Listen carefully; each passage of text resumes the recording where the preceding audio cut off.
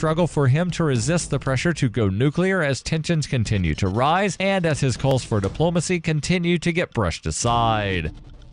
For over 40 years, Roberts & Roberts Brokerage has been a trusted source for buying and selling precious metals like gold and silver. And as a Bitcoin-preferred business, Roberts & Roberts Brokerage has removed the minimum purchase amount for all orders paid in the digital currency. Call Roberts & Roberts Brokerage today for knowledgeable advice on buying and selling precious metals and a forward-thinking approach to new technologies. 800-874-9760 or visit online at rrbi.co.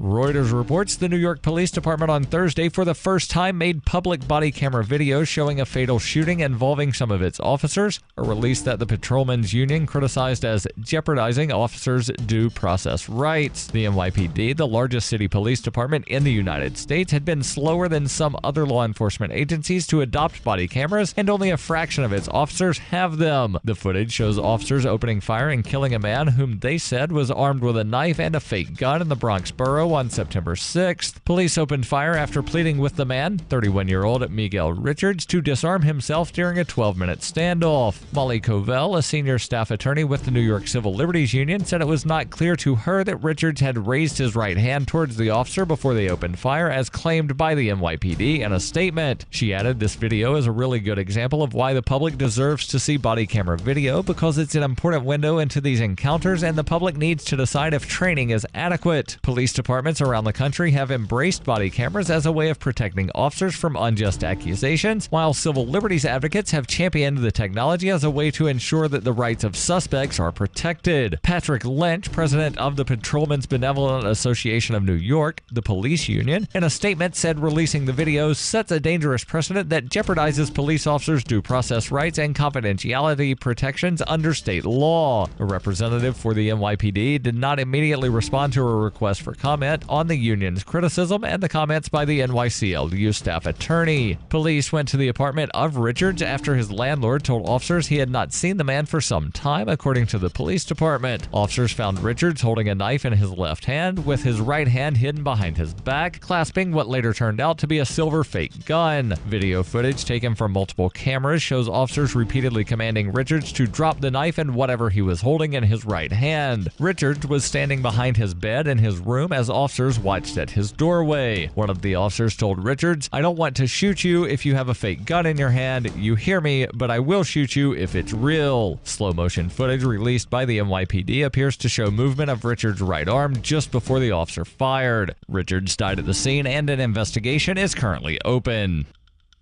Cell 411 is a free app for Android and iOS that replaces government-controlled 911. Cell 411 allows you to preset a group of friends or private organization to show up in an emergency. Cell 411 is a nightmare to the state because it proves their so-called services aren't needed. Cell 411 has had thousands of installs, and of course it's covered by the BIPCOT NoGov license. Cell 411, because your friends won't shoot you when you're in trouble. Without the government, who would build the emergency services? You and Cell 411. Get it today at getcell411.com.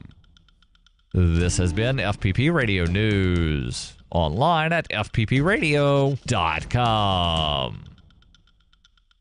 Following the announcement of First Communion, the Holy Spookerist, the first hardcore pornographic movie to be filmed in Vatican City since 1982's classic adult feature Pope Fisters 4, Onion reporter spoke to Herschel Savage, director of the film. It's a huge honor for me and everyone else involved with this film. This is where they shot Pope Fisters 4. I mean, that movie's a masterpiece. Well, when we wrote up the script, we sent it over to the Vatican to get the Pope's approval and see if he had any notes, but he loved it just the way it was. The highly anticipated pornographic film, which stars Ron Jeremy as the horny sea himself, Pope Benedict the 69th, will reportedly contain graphic sex scenes filmed in the Sistine Chapel, St. Peter's Square, and the Pope-mobile, among various other notable sites within the Vatican. Well, actually, I'm just watching a cut of this amazing scene we shot last night where Pope Benedict is gang-banging a bunch of nuns in his bed, and it was great because the Pope let us use his bedroom. Tomorrow we're shooting the scene where two nuns fuck each other on St. Peter's tomb using strap-on crucifixes. I think people are really going to like this movie. This is the Onion News Network.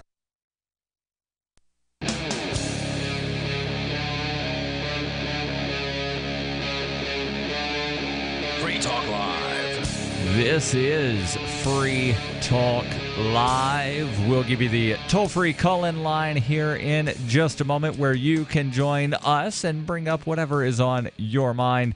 The us in studio tonight, it's me, Darryl. And Chris. And Chris, you've had a story that you've brought in for a couple of weeks that I'm hoping we actually get to tonight. I'm hoping, and barring anything unusual, we will get to. Apparently, the Vermont Department of Revenue has been contacting people because you've not paid a use tax. We'll jump into it in a bit, and I can almost guarantee that most people, your average person has probably never heard of a use tax. They're like, what's a use tax? Well, we'll tell you. But the New York Police Department made history yesterday. Historic day for the New York Police Department, and not necessarily good history. For the first time ever, the New York Police Department made public body cam video showing a fatal police shooting involving some of their officers. And the patrolmen's union, they're not happy. They've actually criticized the decision as, quote, jeopardizing the officers' due process rights. The NYPD, which is the largest police department in the United States, has been slower than some other law enforcement agencies to adopt body cameras, and only a fraction of its officers even have them. Now, we could talk at length about whether body cameras are good or bad. And there are definitely, from a civil liberties aspect, there are pros and there are cons. And if you want to discuss the pros and cons, you're free to do so. 855-450 free. Now, I've been an open critic of police body cameras because, and Chris, I know, or at least I think I know where you stand of you like the idea of police transparency, and I'm all in favor of that. My opposition to police body cameras is the fact that this is basically 24-hour roving surveillance. If somebody were to suggest, hey, let's do what London did and put up more video cameras than we have. People have them on every street corner pointing in every direction. Civil libertarians would lose their damn minds. But if we put these security cameras on people and things that move around the city constantly, and they're streaming 24 hours a day, well, civil liberty, well, that's transparency. No, it's just surveillance by another name. Now, so far, there have been no indications that anyone sitting in a control room somewhere is watching the live streams of whatever's on these cameras, assuming there is a live stream, and looking to see if people are jaywalking. They're not, yet that we know of, using facial recognition to, see if there's something that the police officer did not catch. But that's always a possibility. Yeah. Yeah, I don't know. There's I definitely think there's the cons and the negatives to it. On a counterpoint to being constant surveillance, which I totally agree with you on, and I don't like, the alternative. There's two thoughts on this. One, the alternative is that we only have surveillance video, right? And the other thing is, cops can also turn them off. They can manipulate them. There's other things, so they'll probably never even get the evidence if they actually do something wrong. Right. Well, there was, where was it? Baltimore recently, where they had the video because there's the sort of delay in the way the system is set up to where, it's constantly, quote unquote, filming, but it doesn't actually write to the hard drive until they press a button, and then it, for the last 30 seconds. And because the cops hadn't, necessarily realized, oh, there's 30 seconds previous to me pressing the button here, they were planting drugs, pressing the button, and then, oh, well, what do you see here? We found some stuff. But the video camera showed them place it there. All right, go. And then, immediately find it. That's and great. Then the I think it was the chief of police, might have been the head of the union, said that the officers need more training. Wow. Which, interpret that to mean they need to learn how to plant drugs better. Right. Not they need to learn to not plant drugs. They need to learn how to plant drugs better. And you wonder why nobody has any faith in the police, the government these days. So getting back into the story from Reuters, the footage, and again, out of New York, where the NYPD, again, for the first time ever, released police camera footage of police killing a man. The footage shows officers opening fire and killing a man whom they said was armed with a knife and a fake gun. Fake gun. Fake. It wasn't a real gun. It was a fake gun. But they shot him nonetheless in his Bronxboro house on September 6th.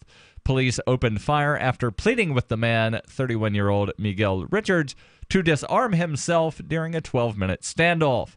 Molly Covell, a senior staff attorney with the New York Civil Liberties Union, the New York affiliate of the ACLU, said it was not clear to her that Richards had raised his hand towards the officers before they opened fire, as the officers said in a statement. So police claimed, well, he had this gun-like weapon in his right hand. He raised that towards the officers. But that's not what the video shows. Yeah, they do. They say that for pretty much anything in your hand, like even if you have a camera that's clearly a camera. So, I don't know. It's hard to believe them. She says, regardless, the video reveals that officers need better training on how to reduce tensions when dealing with emotionally disturbed people. And I think that's definitely the understatement of the year, that police need to have better training on how to reduce tensions, how to de-escalate, because it seems that, so often they escalate situations. The video, Covell says the video is a really good example of why the public deserves to see the body camera videos, because it's an important window into these encounters, and the public needs to decide if the training is adequate. Police departments, again, this from Reuters, they're saying police departments around the country have embraced body cams as a way of protecting officers from unjust accusations, which to some extent is true in places. Berkeley comes to mind, where I think it was like the year and a half after they introduced body cams on the police officers, the complaint, or the number of complaints against officers, wound up dropping precipitously. So we don't know if it's because the cops started being on better behavior, or if people knew, well, if I file a complaint, then the video is going to show something different. So it's one of those things that you don't really know why the number of reports wound up dropping, but it's a statistic that you can look at to see that the number of reports do wind up dropping. Reuters continues, while civil liberties advocates have championed the technology as a way to ensure that the rights of suspects are protected.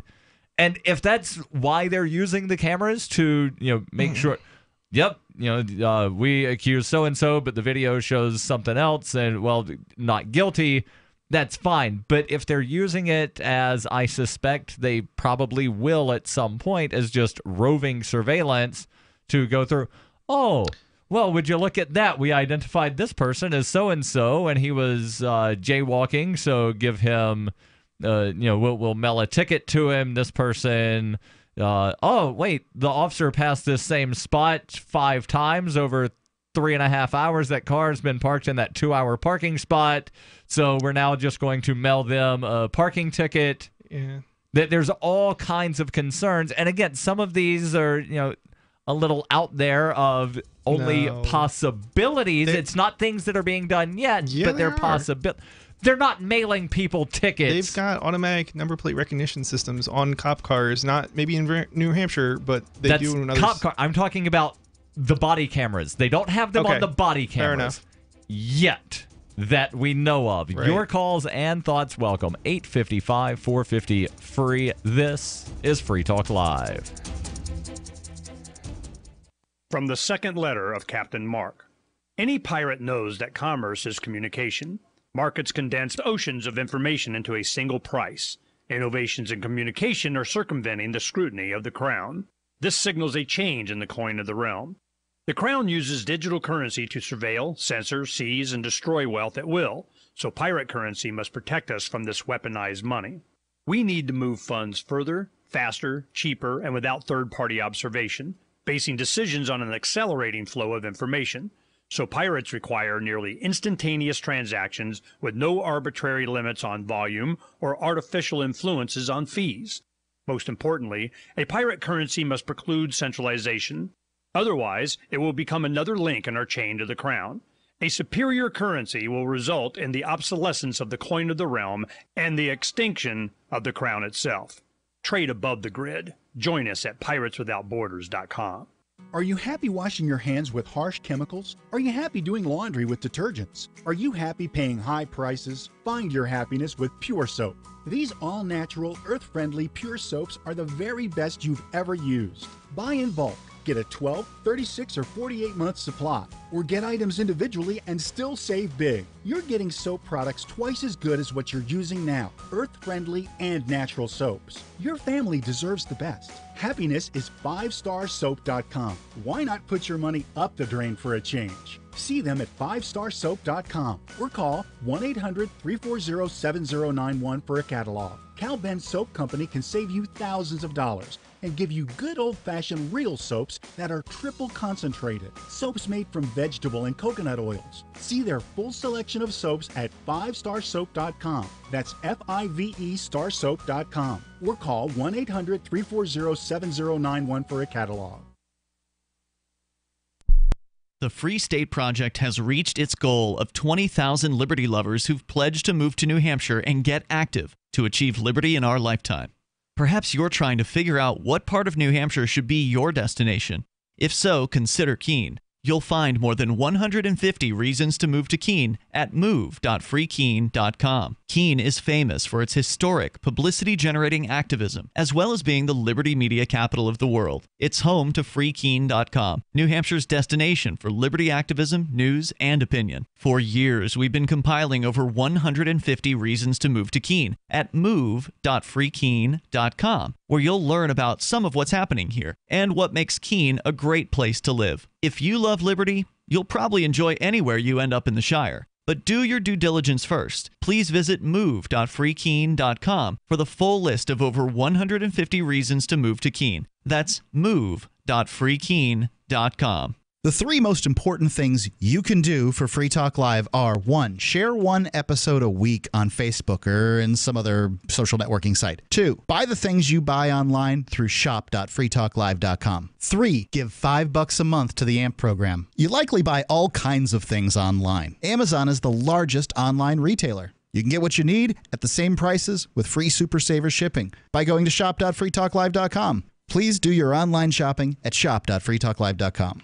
Cell 411 is a free app for Android and iOS that replaces government-controlled 911. Cell 411 allows you to preset a group of friends or private organizations to show up at any emergency. Cell 411 is a nightmare for the state because it proves their so-called services aren't needed. Cell 411 has had thousands of installs, and of course it's covered by the BIPCOT no government license. Cell 411 because your friends won't shoot you when you're in trouble. Without the government, who would build the emergency services? You and Cell 411. Get it today at getcell411.com.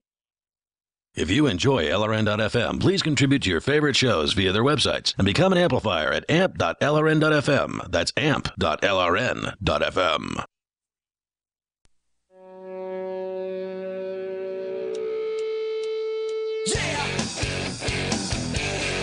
This is Free Talk Live, 855-450-FREE. That's 855-450-3733. Your calls and thoughts welcome. We're talking about the body cam footage, actually turned into sort of a broader conversation about body cameras worn by police officers. More from the story from Reuters out of New York City that we'll get into in just a second. But before we do, I've got a very important question. Are you eating 5 servings of fruits and vegetables every day? Well, only about 10% of people are. And there's actually more bad news. But don't worry, there's also some good news that I will get into. The bad news is a preponderance of research shows that you really need about 10 servings a day. That's nearly a gallon of fruits and vegetables in its raw form. But don't worry, you don't need to sit down next to a gallon bucket of bananas and potatoes and apples. You can actually wind up getting all of your servings here, and I'll tell you how, but only about 1% of the entire population gets that 10 servings per day. What do you get for doing that? Well, you get protection against obesity, protection against heart disease, type 2 diabetes, cancer, plus enough antioxidants to neutralize all 5 of the known free radicals. I've been getting my servings, and I want you to do it as well, but here's a secret. We're going to cheat. Again, you don't need to get that gallon bucket of fruits and veggies. You just get some fruit and veggie total. It's made from the same people that make Whole Food Multi-Complete. So join me in the worthy goal of eating better, losing weight, living longer, and feeling better. Go to simplifymysupplements.com. Get yourself some fruit and veggie total, and if you use coupon code FTL, you will save 10%. Plus, you get a free shaker bottle with your order. SimplifyMySupplements.com, code FTL. Back to the story from Reuters. Again, New York police, for the first time ever, yesterday released police body cam video of a fatal police shooting. The New York Civil Liberties Union is applauding the decision, saying, hey, this is very important because it winds up giving the public some information on whether or not they think that the police are being trained adequately. You look at what happened. Do you believe that the police responded appropriately here? The president of the the Patrolmen's Benevolent Association, which is the police union, Patrick Lynch, issued a statement saying that releasing the video, quote, sets a dangerous precedent that jeopardizes police officers' due process rights and confidentiality protections under state law. Was he charged? I don't believe so. I think the article just says that there's an investigation. It doesn't say that there was necessarily any kind of charge, which makes the statement a little more dubious of, you're violating his due process. But he wasn't actually charged with a crime. Or if he was, that's not being reported to the media. Yeah. A representative for the police department did not immediately respond to a request for comment on the union's criticism or the comments by the New York Civil Liberty Union staff attorney. Police, now about the actual incident from September 6th, police went to the apartment of Miguel Richards after his landlord called police saying, hey, I've not seen one of my tenants in a while. So basically, it's sort of a welfare check sort of thing of, hey, I've not seen my tenant, not answering the door, blah, blah, blah, blah, blah. Can you go make sure he's all right? Officers found Richards holding a knife in his left hand with his right hand behind his back, clasping what later turned out to be a fake gun. Video footage taken from multiple cameras shows officers repeatedly commanding Richards to drop the knife and whatever he was holding in his right hand. Richards was standing behind his bed in his room as police watched from the doorway. One of the officers says, I don't want to shoot you if you have a fake gun in your hand, you hear me, but I will shoot if it's real. Slow motion video released by the New York Police Department appeared to show movement of the right arm just before police fired.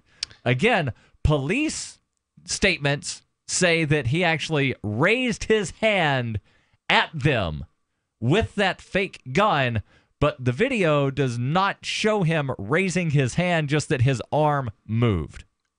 Wow. Richards died at the scene. An investigation is currently open. So again, no information as to whether any of these officers have actually been charged, but the police union guy is saying that just releasing the video is damaging the due process rights of the officers. You know what's funny about that statement is cops are constantly saying how they can't identify or know whether a gun is real or not. They can't identify whether it's real or not, like by looking at it from a little bit of a distance. How if all they saw was him move his arm and they clearly said they did not know whether he had a gun or whether it was real or not, how can they justify shooting? Oh, well, I'm guessing they're going to say they feared for their lives, and all of the other stuff. The same reason they wind up shooting people's dogs. Feared for my life. I can't tell you how many times the mail lady, the lady that delivers mail, the United States postal worker that delivers mail to the studio here, she's not a fan of dogs, but yet she has never shot Jazzy the studio dog. She'll actually pet Jazzy, tell Jazzy she's a good girl, and half the time give her a treat or a snack. But she's also said that she's not really a fan of dogs, but she never shoots the studio dog.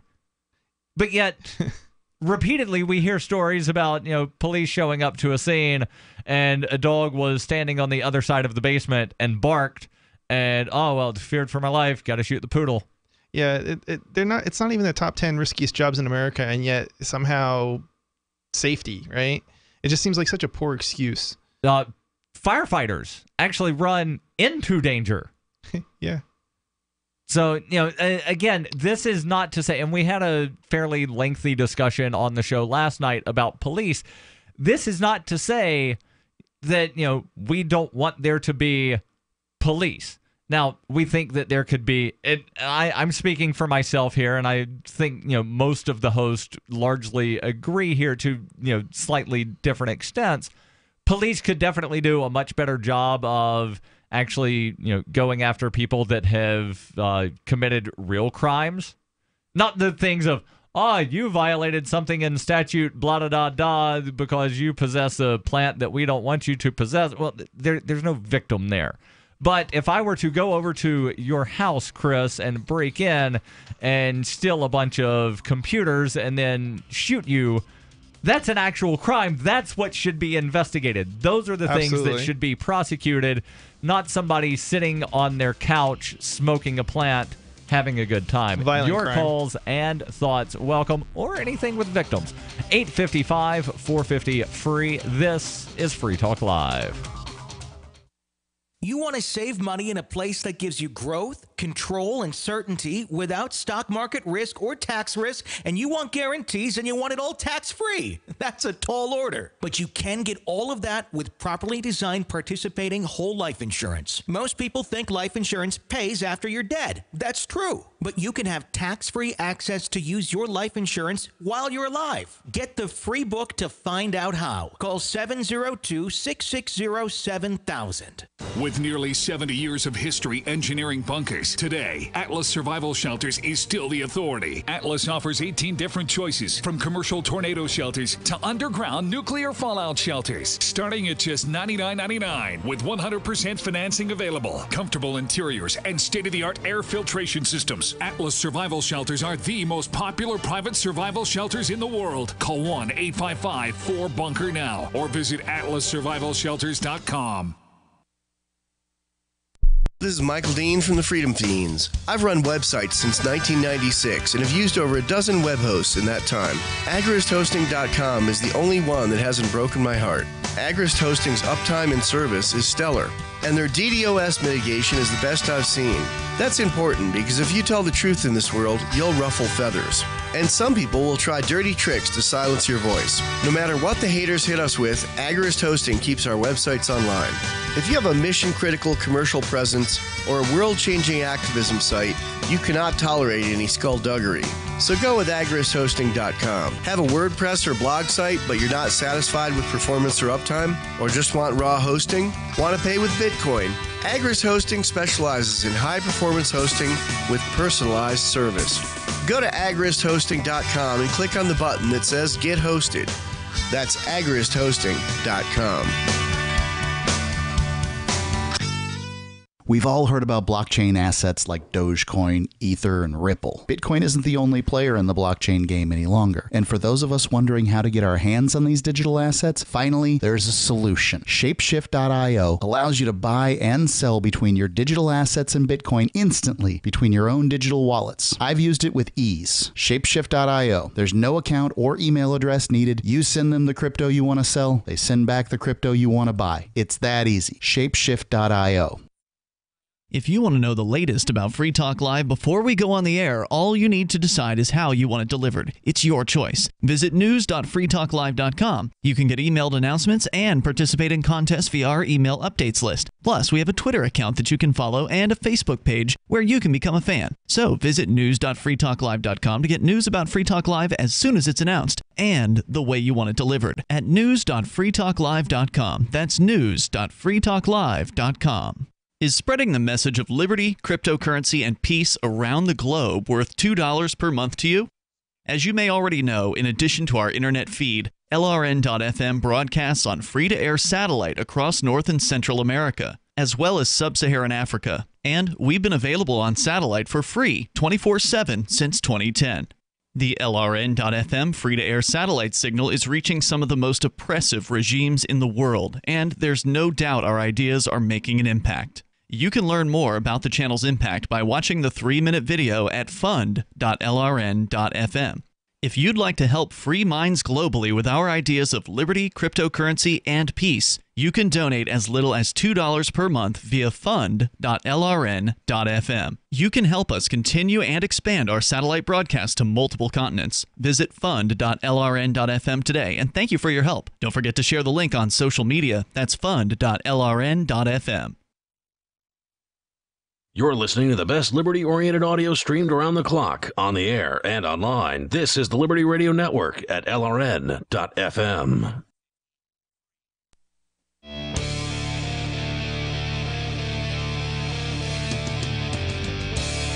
This is Free Talk Live. 855-450-FREE. That's 855-450-3733. In studio tonight, it's Darryl. Chris.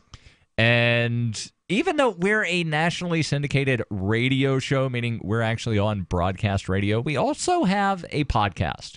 And you can find that on like iTunes and Stitcher and, you know, any sort of pod catcher. But something that will actually wind up really helping us out and moving us up the list of, you know, when people go to like the talk category or politics or type in libertarian, is if you like the show, leave us a rating and a review. And then, you know, like algorithms wind up, oh, there are more people that have reviewed this. So then it shows up higher in the list. So if you like the show, leave us a rating, leave us a review. Again, iTunes and Stitcher are probably the two most popular. There might be others.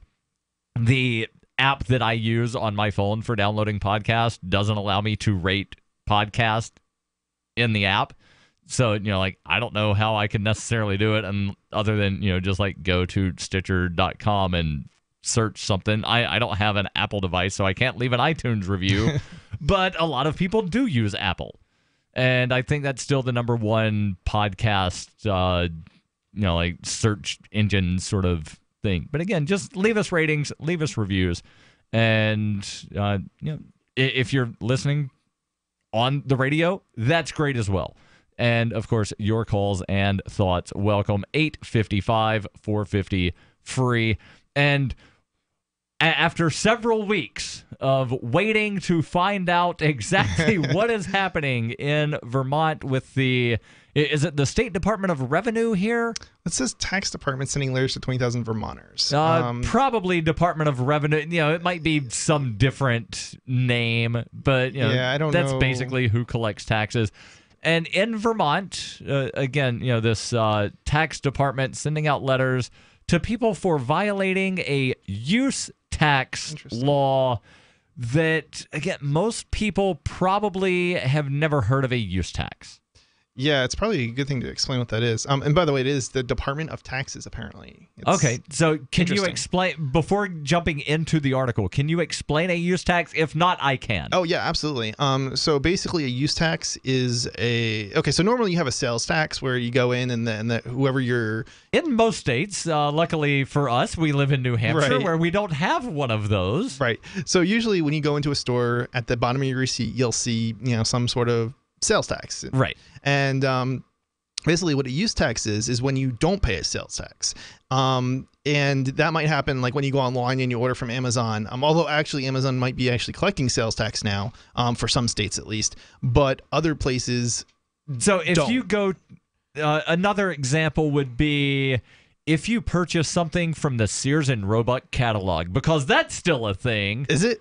It technically, yes, it still exists. Or let's say you buy something from Walmart.com, right? Or Newegg, and you can actually find affiliate links at shop.freetalklive.com for Walmart and Newegg.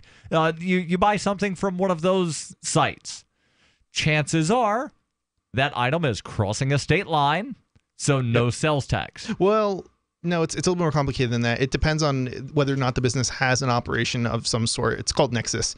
And if they have some sort of nexus to your state and your state has a sales tax, then they have to collect it. But if they don't have a nexus, then they don't have to collect it, in which case you're supposed to pay a use tax, assuming your state has a sales tax. Right. And, this is, as I understand it, this is what is generally referred to as the catalog exemption to sales tax. Yeah. Of if an item crosses a state line from the distribution center, and a lot of the bigger companies now, they're trying to, we can guarantee that you'll get the item the next day. And the only way they can really do that is to have distribution centers in the vast majority of states. So, Right. that's where the whole thing of it might not be crossing a state line because the distribution center might be in your state. So, without getting into, like too technical of the dynamics of, well, they have a headquarters per, article, blah, blah, blah.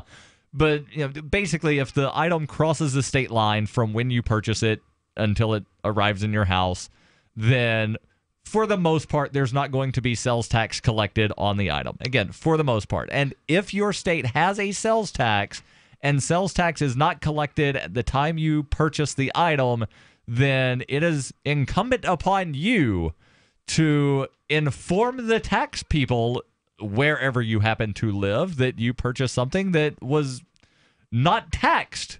And then you pay this use tax thing. And apparently the tax department in Vermont is trying to enforce the use tax that most Vermonters probably don't know about. Yeah, that's exactly what's happening. And it's actually really interesting because they actually, the whole reason the state of Vermont is sending these letters out to, well, let's continue on with the article. Yeah, let's jump into the article. Where's this come from? This is coming from Nowcast 5. Okay. Or NBC 5, I guess. NBC 5, probably out of Burlington. Okay. Yeah, I'm not that familiar with it, but so basically, Vermont, or the Department of Taxes of Vermont, has sent 20,000 letters to Vermonters asking whether they're really paying all they owe in use tax. I could just imagine this letter based just solely on the wording that you read there from the new. Dear Vermonter, have you paid us all of the use tax you owe? Click here to find out more. Go to this website and we'll, give you all the rules and regulations. I'm guessing it's probably not worded that way. It might be, we have reason to believe that you have purchased something from New Hampshire, which a lot of Vermonters drive to New Hampshire because no sales tax in New Hampshire. A lot of people from Maine drive to New Hampshire because, again, no sales tax in New Hampshire. So they're getting these letters, basically saying, we think you owe us money. Vermont in particular is going to have a problem because it's so close to New Hampshire. It's a small state, et cetera, et cetera, et cetera. But actually, it doesn't have the largest use tax or sales tax relative to some other states. So it would be interesting to see, like, Massachusetts. I don't know what Massachusetts is, or New York, but it's probably higher, isn't it?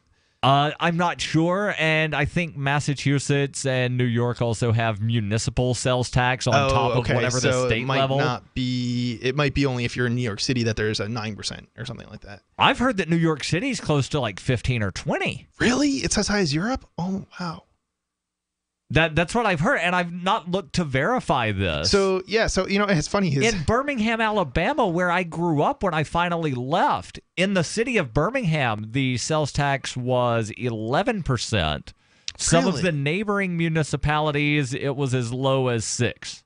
Wow. Because Alabama, there's the state sales tax, counties get to add a sales tax, and then municipal governments get to add sales tax, and there are still some unincorporated parts of the county where you only have the state and the county tax. There is no municipal tax. Interesting. Yeah. Yeah, I know. I know. There's. I'm trying to think where it is. I think it was Louisiana. I know they have a similar system, and they're right. And man, you know that because you used to do business in Louisiana. Yeah, something along those lines, and. Yeah, that was absolutely insane. So basically, if you're like any kind of mobile operation, there's a whole bunch of cities basically that are right next to each other. Right. There's 3 of them, and they have like a state tax, they have a county, or no, I'm sorry, it's a parish tax, and then they have I don't know if they call it municipal or city tax, and so you'd have to collect 3 different taxes for each of the municipalities that you would operate in. And then you'd have to collect the county tax, and then you'd have to collect the state tax. And then it was even worse because there's these things called tax holidays, and they also tax things differently depending on like for as an example, is it a service or is it a commodity? It's even worse than grocery? It's even worse than that. And you had said that there's some kind of thing about if you run a wire into a wall. Yeah. It's taxed at one rate. If you run it through a wall, it's a different rate. Yes. Absolutely ridiculous. And we'll jump back into this article about Vermont sending out these letters of, we think you didn't pay us enough use tax. Now, please snitch on yourself. And they probably they don't even know it either. Your calls and thoughts welcome. 855-450-FREE. Ron Paul, Judge Napolitano, Jesse Ventura, Dennis Kucinich, Roger Ver, Colin and Jim Cantrell, Jordan Page, and Tatiana Moroz. Top minds in aerospace, cryptocurrency, blockchain technology, fine arts, politics, and finance, all at the Nexus Conference in Aspen, Colorado, September the 21st through the 23rd. Don't let this opportunity pass you by. Get your tickets now at nexus.freetalklive.com. New ideas and new opportunities all to be had on September the 21st through the 23rd. Nexus.freetalklive.com. I've discovered the next big thing on the internet. Symbi.com is a symbiotic economy with its own currency where people trade services virtually and locally. Forget the old economy. This is your economy. Symbi.com is slick to use and is backed by the same people that helped launch Reddit and Airbnb. I'm not kidding when I say this is the next big thing. Trust me. Go get an account at Symbi.com. Take a look around and post your services. Symbi, SIMBI.com. BuySellMakeOffer.com is better than ever. I'm Pat Matthews here to tell you that BuySellMakeOffer.com, the revolutionary site for buying and selling anything and everything, just upped the ante. Go right now to BuySellMakeOffer.com and click the Sign Me Up button. When you do, you'll get the first month free, and then it's just $9.95 a month to be a member forever. And you don't need a credit card for the initial setup. Create your own store on the site and sell whatever you want, as long as it's legal, however you want, and sell an unlimited number of items. Create your own intro video to describe what your store is all about. Use Skype to see who you're buying from or selling to. Sell unused household items, as well as antiques, cars, televisions, collectibles, real estate. The possibilities are unlimited. Use social networks to promote your store right from our site. Remember, there are never any fees no matter how much you sell. Become a member today. I'm a member. Get all your friends to sign up too. This could become a great business for you. Sell whatever you want for the first 30 days free at BuySellMakeOffer.com. College roommates continue their bonding process until real friends are made, and a teacher hopes they never Google him. It's time for the weekly video feature that's heartier and more comforting than a heaping bowl of mom's butternut squash soup. This is the Onion Week in Review. Longtime James F. Blaine Elementary School teacher Suzanne Pomponio told reporters today that she could not believe how much fatter her second graders are getting. Pomponio estimates that each and every one of her kids must be 8 to 10 pounds heavier than anyone in her 2011 class, adding, quote, "and those kids were pretty fat too." Honestly, I didn't think it was possible that this year's kids could be fatter than last year's, but they are. I mean, short kids are fat, tall kids are fat, and there's a smell.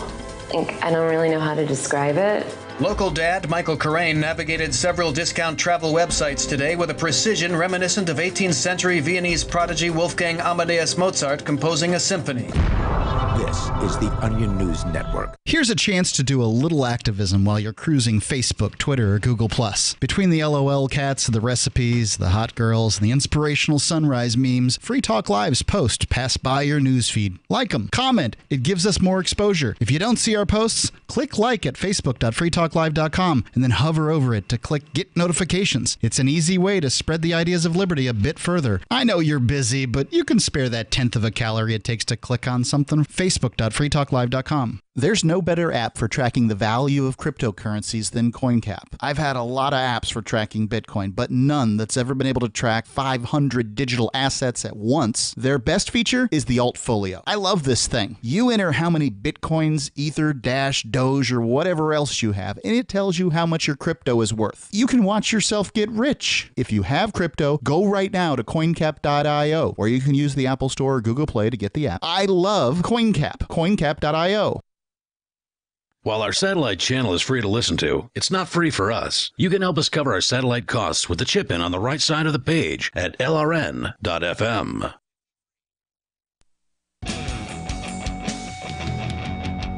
This is Free Talk Live, 855-450-FREE. That's 855-450-3733 in studio tonight. It's Darryl. And Chris. And did some checking, and apparently my numbers were off on what I was told the sales tax was for New York City. I was told it was close to 15%, but according to the New York City's Department of Finance website that shows the New York State and the New York City sales and use tax, website here says that the combined sales and use tax on most items, and again, there are a couple of things that don't apply here, but for most things, combined tax rate is 8.875%. So that means sales tax in New York City is actually less than the sales tax in Birmingham, Alabama.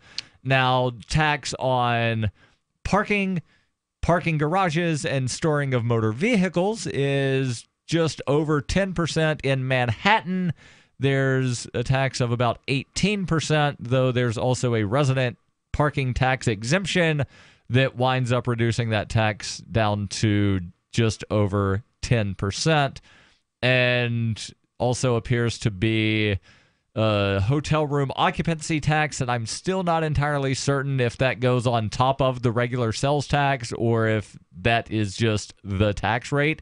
And these are things that, very, very confusing and not meant for the average person to understand. And the reason we're talking about tax rates is because the Vermont, tax department, the Department of Taxes, is sending out letters to people saying, we think you might not have paid enough use tax. We'll get back into that article.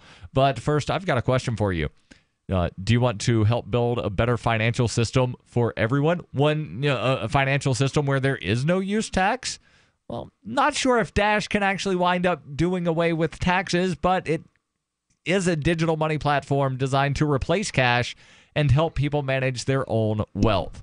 It's fast, it can be private, it is easy, the fees are low, transactions are fast, and in some cases can be confirmed instantly.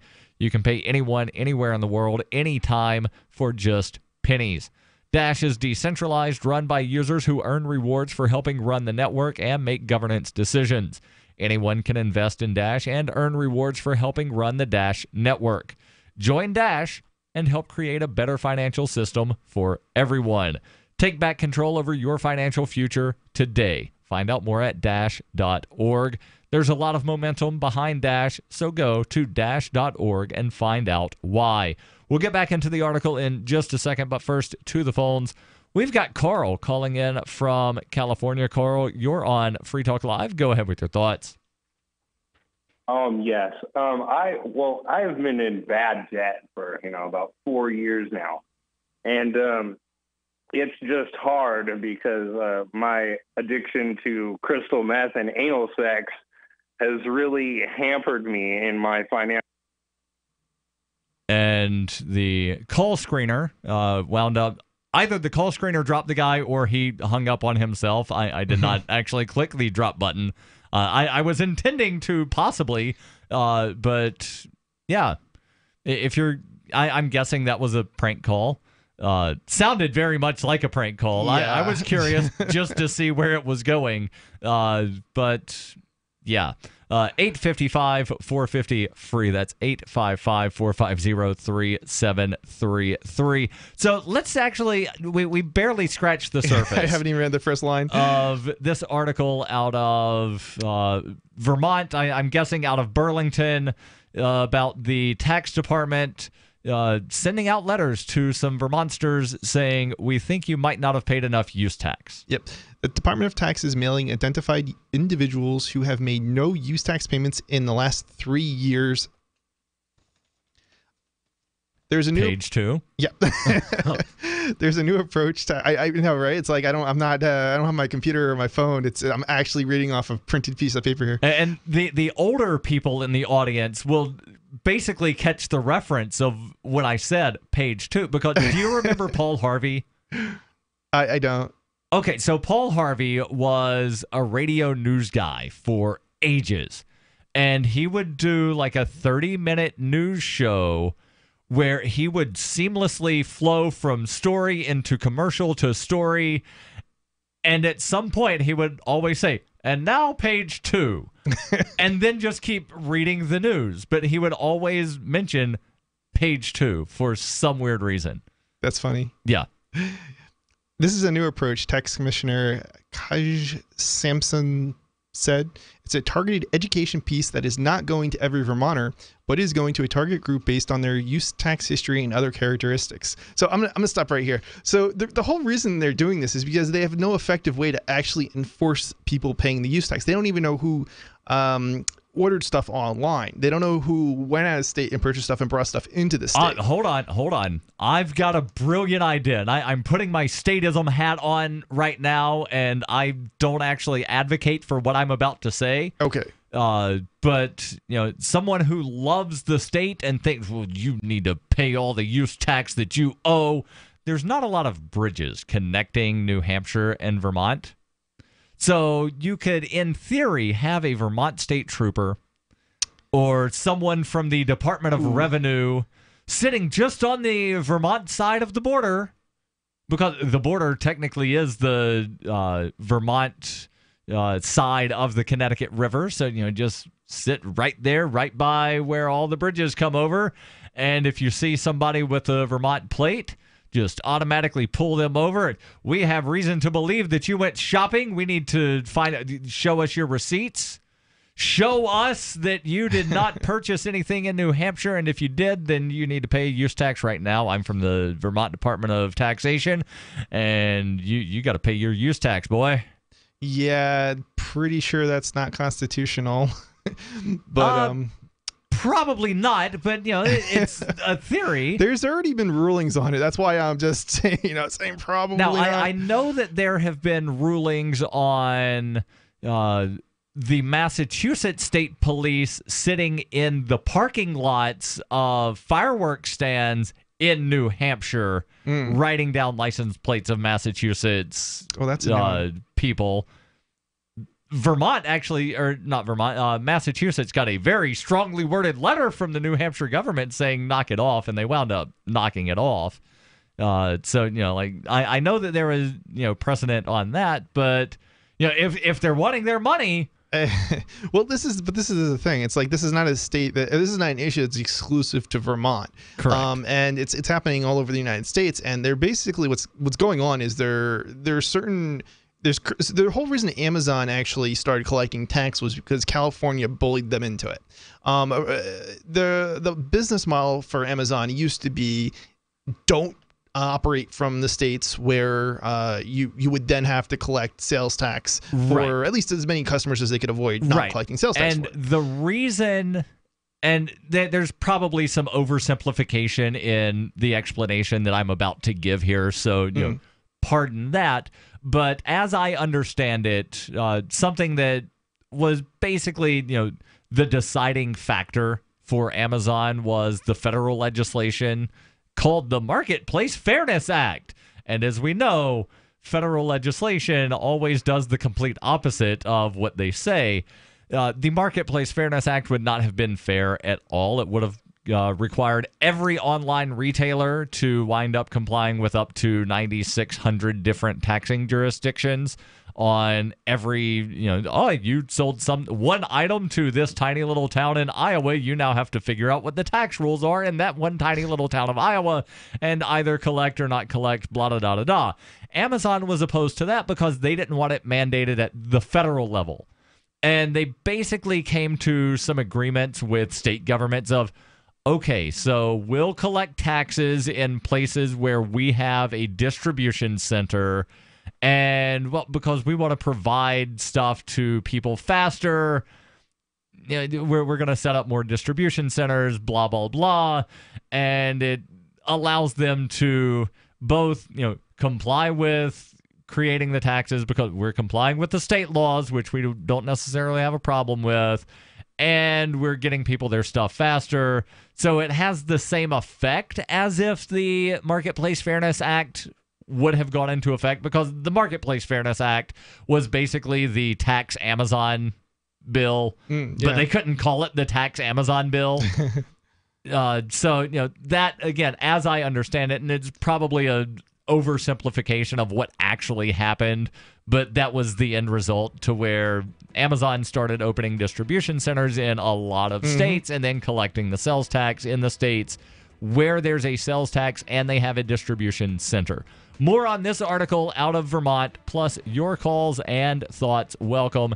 855-450-FREE. That's 855-450-3733. This is Free Talk Live.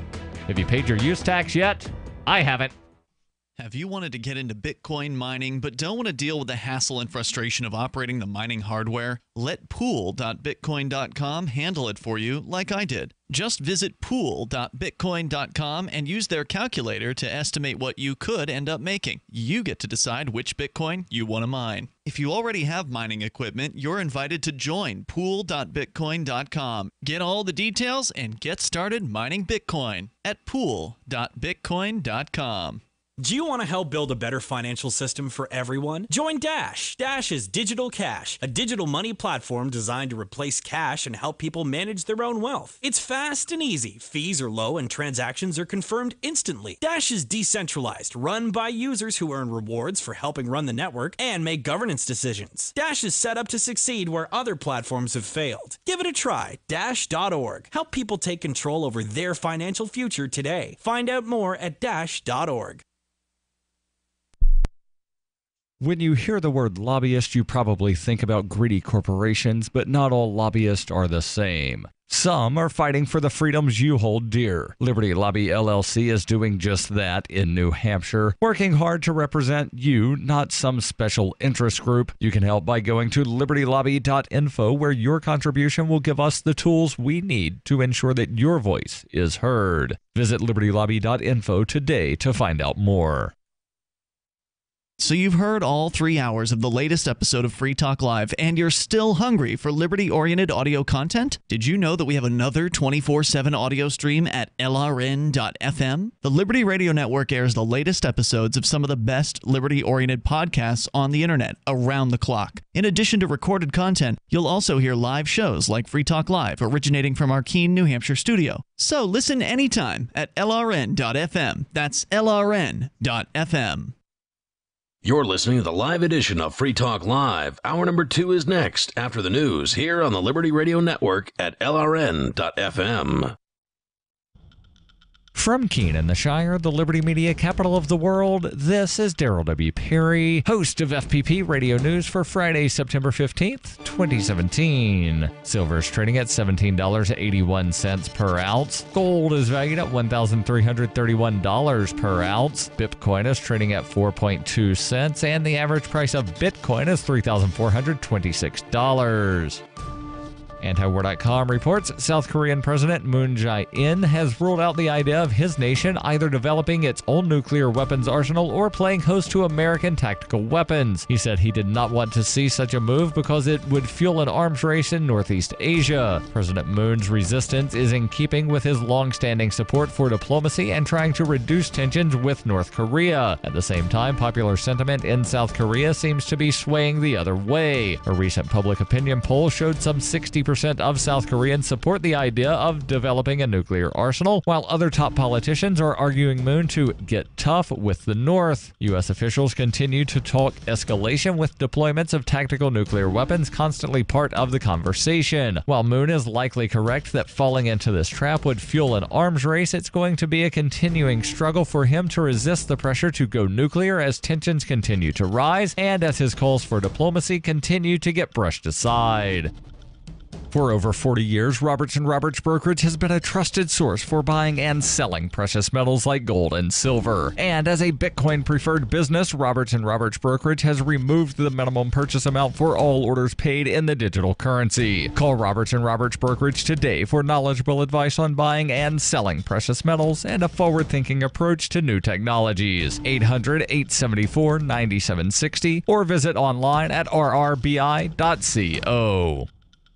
Reuters reports the New York Police Department on Thursday for the first time made public body camera videos showing a fatal shooting involving some of its officers, a release that the Patrolmen's Union criticized as jeopardizing officers' due process rights. The NYPD, the largest city police department in the United States, had been slower than some other law enforcement agencies to adopt body cameras, and only a fraction of its officers have them. The footage shows officers opening fire and killing a man whom they said was armed with a knife and a fake gun in the Bronx borough on September 6th. Police opened fire after pleading with the man, 31-year-old Miguel Richards, to disarm himself during a 12-minute standoff. Molly Covell, a senior staff attorney with the New York Civil Liberties Union, said it was not clear to her that Richards had raised his right hand towards the officer before they opened fire, as claimed by the NYPD in a statement. She added, "This video is a really good example of why the public deserves to see body camera video, because it's an important window into these encounters and the public needs to decide if training is adequate." Police departments around the country have embraced body cameras as a way of protecting officers from unjust accusations, while civil liberties advocates have championed the technology as a way to ensure that the rights of suspects are protected. Patrick Lynch, president of the Patrolmen's Benevolent Association of New York, the police union, in a statement said releasing the videos sets a dangerous precedent that jeopardizes police officers' due process rights and confidentiality protections under state law. A representative for the NYPD did not immediately respond to a request for comment on the union's criticism and the comments by the NYCLU staff attorney. Police went to the apartment of Richards after his landlord told officers he had not seen the man for some time, according to the police department. Officers found Richards holding a knife in his left hand, with his right hand hidden behind his back, clasping what later turned out to be a silver fake gun. Video footage taken from multiple cameras shows officers repeatedly commanding Richards to drop the knife and whatever he was holding in his right hand. Richards was standing behind his bed in his room as officers watched at his doorway. One of the officers told Richards, "I don't want to shoot you if you have a fake gun in your hand. You hear me, but I will shoot you if it's real." Slow motion footage released by the NYPD appears to show movement of Richards' right arm just before the officer fired. Richards died at the scene and an investigation is currently open. Cell 411 is a free app for Android and iOS that replaces government-controlled 911. Cell 411 allows you to preset a group of friends or private organization to show up in an emergency. Cell 411 is a nightmare to the state because it proves their so-called services aren't needed. Cell 411 has had thousands of installs, and of course it's covered by the BIPCOT no-gov license. Cell 411, because your friends won't shoot you when you're in trouble. Without the government, who would build the emergency services? You and Cell 411. Get it today at getcell411.com. This has been FPP Radio News. Online at fppradio.com. Do you sometimes feel that healthy eating can be a lot of work with very little reward? Well, no need to worry any longer. Here are the Onion's tips for healthy eating. First, identify your weaknesses, and then condition yourself to avoid problem foods by associating them with deceased relatives, unrequited loves, and traumatic events. Remember, alcohol is a source of empty calories, so be sure to keep your drinking under control. Unless you're really stressed out, like if something happens at work or if your cat gets hit by a car. If you find yourself suddenly craving a fatty food, let yourself enjoy the best of both worlds. Tape a slice of ham to your tongue and slowly absorb the taste throughout the day without swallowing. Stay motivated by paying yourself $1 every day until you meet your weight loss goals. At the end of 10 years' time, spend that cash on a cosmetic operation of your choice. There, now you're ready to begin your new healthy lifestyle. This is the Onion News Network.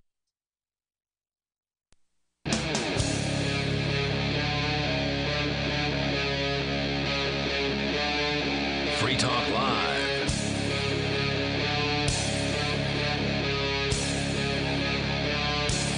This is Free Talk Live, kicking off hour number 2 in studio tonight. It's Darryl, Chris, and your calls and thoughts. Welcome, 855-450-FREE. We're talking about the Vermont Department of Taxation. Why, you ask? Well, apparently a couple of weeks ago, the Vermont Department of Taxation, that I'm guessing in most states is probably called the Department of Revenue, but at least they're a little more honest about what they're doing. I wish they would just call it the Department of Theft, but they're sending out these letters to some, but not all, Vermont residents saying, we think you might owe some use tax. And again, use tax is if you live in a state with a sales tax, and again, there might be minor differences depending on where you live, but for the most part, if you live in a state with a sales tax and you purchase something and you do not pay taxes on that taxable item, such as if you drive from Vermont to New Hampshire, where New Hampshire does not have a sales tax, and then you go back to Vermont with the item and you use the item in Vermont, the Vermont Department of Theft wants you to pay a use tax on that. If you purchase something from the Sears and Roebuck catalog and you did not pay a sales tax on that item when it was delivered to your house, and your state has a sales tax and that item would otherwise have been taxed if you bought it inside a physical store, then your Department of Theft would also want you to pay a use tax. So Vermont Department of Theft sending out some letters saying, we think you've not paid your use tax. And how were they determining who to send these letters to? Does the article say here? Yeah, it did actually. It was actually the last thing I said. Yeah, so let's recap, because that was last segment. And the Department of Taxes mailing identified individuals who have made no use tax payments in any of the last 3 tax years. Okay, so again, Vermont, also one of those states that I believe has a state income tax. And, somewhere on those forms, probably, use tax for items that you didn't pay sales tax, blah, blah, blah. And they just scrolled through and, here's some people that put zeros on this line. Let's send them some letters. Yeah, I don't know. I haven't even, I've never actually seen the use tax on, I have an accountant, so I don't, I've seen it when I've done sales taxes for New Jersey, but I don't know actually what happens. Because you used to live in New Jersey. Right. You run a computer business that you used to run in New Jersey. Yeah. And you did some computer repair in addition to selling computers, or computer you did some services. So I ran 2 different businesses, and one of them was a computer repair services business for a number of years. And then I also operated an online store. Yeah, and there was something about the computers and sales parts. Something about the services that you had actually said you wanted to mention about Staples. Oh yeah. And New Jersey. So let's cover that real quick, because that's just very interesting. Yes, the Staples story. So basically what was happening is, I actually I used to, when I was just for 6 months after I graduated from college, I actually worked at a company, Staples. They're the large big box store sells their office supplies. They also have, it's not the Geek Squad, but they have their own computer thing. Yeah. So basically they sell computers too and electronics and things like that. Yep. And a big store like this, they've got thousands of stores across the United States. I mean, it's hard to imagine that anybody doesn't know who what Staples is. Right. In New Jersey, the law changed where they had to start collecting sales taxes on services, on computer repair services. Okay. Now, if you were an accountant or a lawyer or something like that, no, then you didn't have to collect sales tax then. But if you were a computer repairer, you provide computer repair services, you did. And I'm guessing there were other services like refrigeration repair. Nope, just computer. Nope. It was explicitly computer repair services. Only computer repair services. Anyway, so the company never updated their systems. I mean, maybe they have now, I don't know, but they didn't update their systems to account for the change in the law. And once the law went into effect, I noticed that they continued not to collect sales tax on the computer repair services. And what's interesting about this is that if New Jersey isn't a small state. They have a lot of stores in New Jersey. If a big company like Staples cannot account for all of the different sales taxes, and it wasn't even like it was a municipal sales tax. It was everybody in the state, every one of their stores in the state of New Jersey. It was a statewide change. If they can't account for that, how is a little company, with a handful of employees, supposed to account for collecting sales taxes online? And this goes back to what Darryl said earlier about how there was a federal law basically that was going to mandate. It was just legislation. Luckily, it never passed, never became law. Right. The Marketplace Fairness Act that would have mandated, and there was actually a cap that wound up getting put to where if you sell less than $50,000 of stuff online, you don't have to comply. That's nothing. That basically means everybody has to collect sales tax, except for like the smallest of online businesses. Oh, if you that's not a business. That's like you eBaying something off. That's not the same thing as running a business. Let's put it this way: $50,000 that's probably not enough. If you're selling $50,000 worth of stuff, that's not enough to employ one person. Right. Period. $500,000 in sales, you probably are employing one or two people. And that includes yourself. So, yeah, everybody basically is again, under that. And, when I say like the smallest of the smallest businesses, basically hobby businesses or businesses that primarily do sales in a physical location but also have an online aspect. So there's a local there's a local bookstore local to where we broadcast called Toadstool. They have like 4 locations across the state, and they also have a website, but the vast majority of their sales are done from the physical location. So, they would not have to comply, but Barnes & Noble, that does do online sales as a sizable percentage plus the online, so it was really designed to go after, the bigger retailers. Well, but at the same time, tax is nothing. They probably still would have to. But again, at the same time, it would put a huge burden on small businesses. It would not be practical to implement. I know, and that's largely why it failed. Plus that agreement that we talked about, where Amazon wound up basically saying, "All right, we'll collect sales tax from states and add more distribution centers." Blah da da da da. It's funny. Some people. Okay, so one of the things I think you said this off air, Darryl, is that some people have this idea that you can just drop a plug-in to do the sales tax for you and all. Oh yeah, I heard people say that. This is ridiculous. I know. The plugins are terrible, and you can't even make them comply with the current regulations in most of the states. It's difficult to get the plugins to comply with. I want to create a coupon code and have the coupon code actually work all the time. It doesn't. Yes, I know. Let's go to the phones, and then we'll get back into the article here. We've got Kenneth calling in from Connecticut. Kenneth, you're on Free Talk Live. Go ahead with your thoughts. I was basically the statutes here in Connecticut they basically are very, very, very tough. And when you owe money to the government, what they do is they spread your asshole apart and they penetrate All right. Thank you for the call. Another crank caller. Let's continue with the story here from Vermont. So this is a new approach. Tax Commissioner Kaj Simpson said its targeted education PSA is not going to every Vermonter, but is going to a target group based on their use tax history and other characteristics. Vermont's long-established 6% use tax applies to goods purchased online or in neighboring neighboring New Hampshire, where no sales tax is collected, when that item is used primarily in Vermont. And I've actually heard some businesses on local radio advertise, it's a signal that crosses into Vermont, and they advertise, hey, and keep in mind, Vermonters, there's no sales tax in New Hampshire. So they're basically encouraging tax avoidance, and I'm all for tax avoidance. Avoid all the taxes. Careful what you say, Darryl. He might come after you. Avoidance and evasion are two different things. True. This is Free Talk Live.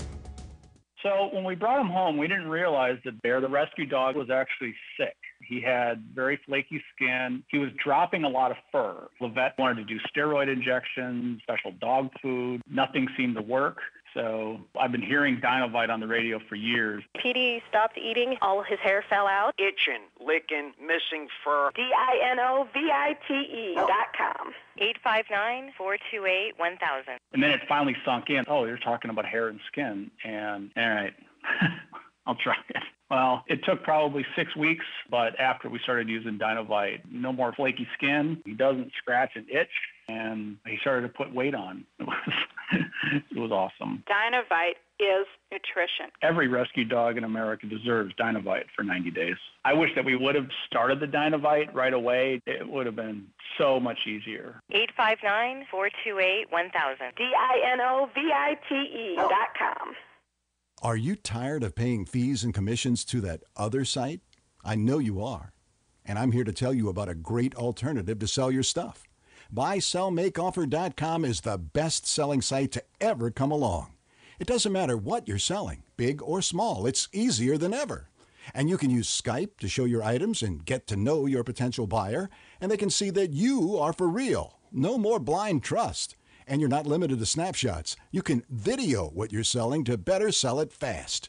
For as little as $9.95, and that's after a free 30 days, you can sell everything you no longer want with absolutely no fees, ever. Go right now to BuySellMakeOffer.com and become part of a community of buyers and sellers who have already discovered this revolutionary way of getting it sold online. That's BuySellMakeOffer.com. You'll never regret making the switch. BuySellMakeOffer.com. So, what are you waiting for? Since time began, tyrants have taken aim at personal liberties.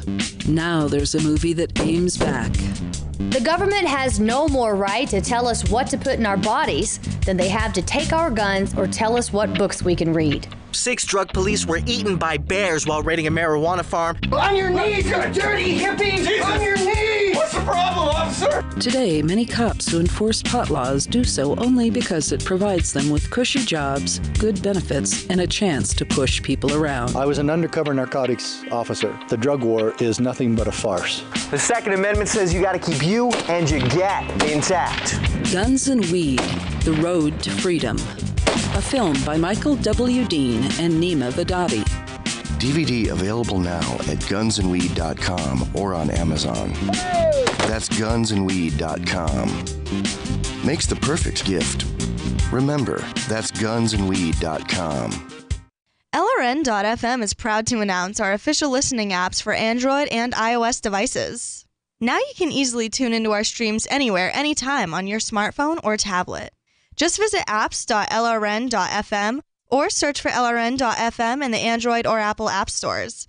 Please download, rate us 5 stars, then share the link on your social media and let your friends and family know how you're listening to LRN.FM. Download it now, free, at apps.lrn.fm. Imagine, if you will, a virtual world, a symbiotic economy with its own currency, where you can barter your services with others. Symbi.com is a marketplace of real people exchanging skills and services, from web developers, marketers, video production specialists, and teachers of all sorts, to gaming consulting or fitness coaching. Symbi.com is a vast world of people trading freely. Take my word for it, it's an adventure you can't afford to miss. Simbi.com. Do you love Twitter? Make sure you favorite the LRN.FM Twitter account so you can receive our tweets at twitter.lrn.fm. That's twitter.lrn.fm.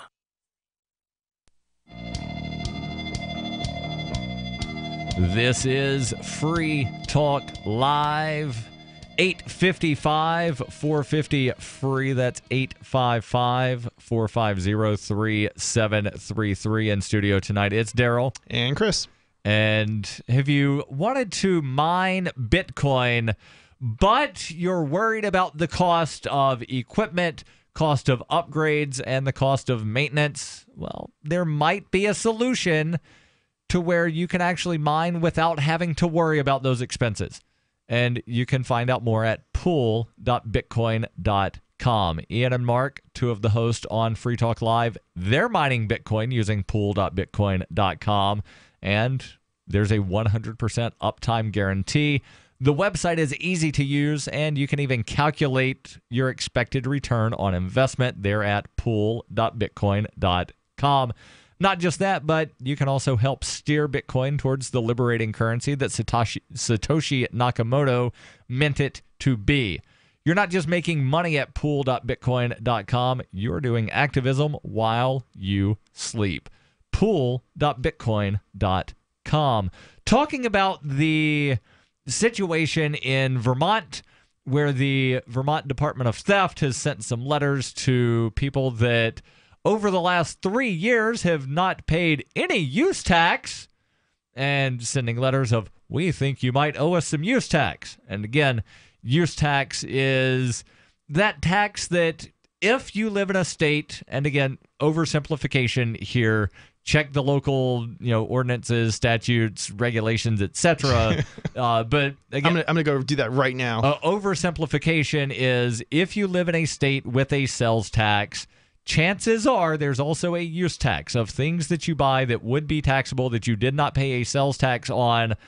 For the most part, are going to be subject to a use tax if you use those items in the state. So, example of something that someone from Brattleboro, Vermont could do to completely avoid a tax while having a picnic is drive into New Hampshire, buy groceries, not a prepared meal, but just regular loaf of bread, some deli meat, sliced cheese, a couple bags of chips, and then go to the wonderful liquor store run by the New Hampshire state government and get that cheap liquor. Then go to a park in New Hampshire, make a picnic lunch.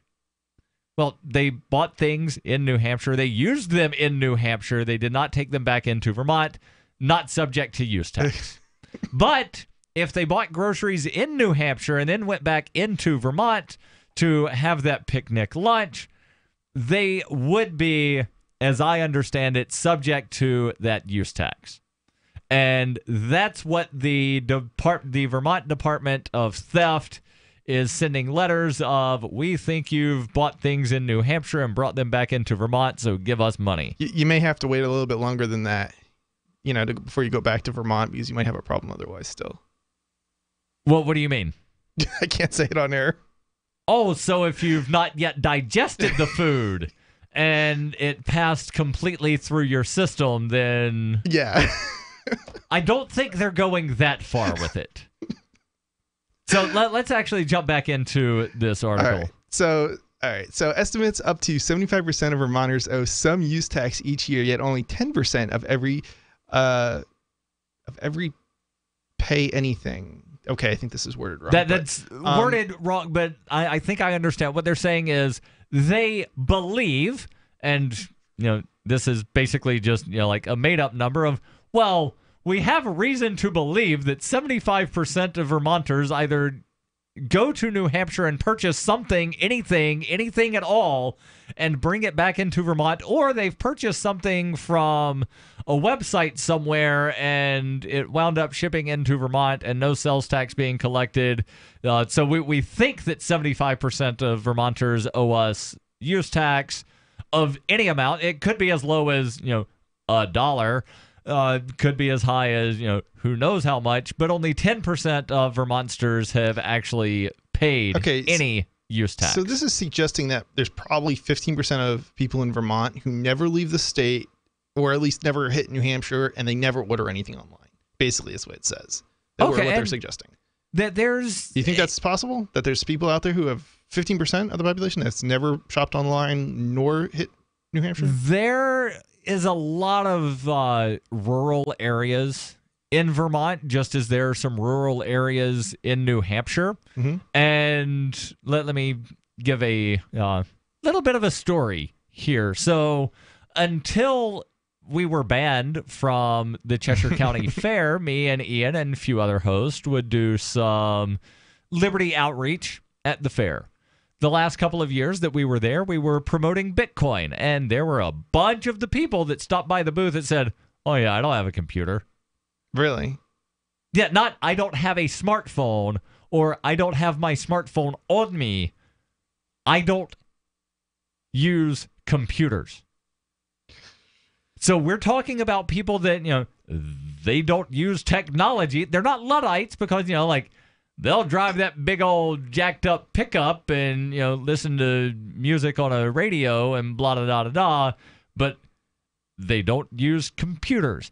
And then when I lived in Pennsylvania, and I realized Pennsylvania is not exactly the same as New Hampshire and Vermont, but I knew a bunch of people that never left the county where they were born. Okay, that doesn't surprise me with Pennsylvania. So Vermont, a little bit surprises again, me. There are farmers in Vermont that probably never leave the county. So it doesn't surprise me that there are people. But 15%? And actually, the way I'm reading that is 25, because they're saying they think 75% owe, only 10% do. Oh. 75% owe something, only 10% are paying something, so that's 25. And also you have to keep in mind that some portion of the population is under the age of 18, and I don't know if they're taking that into account. Yeah. We'll delve back into the article, but first to the phones, actually to Skype. Username is LRN.FM. We've got Stefan calling in from Ohio. Stefan, you're on Free Talk Live. Go ahead with your thoughts. Honestly, that the use tax sounds like just a way for them to, I don't know.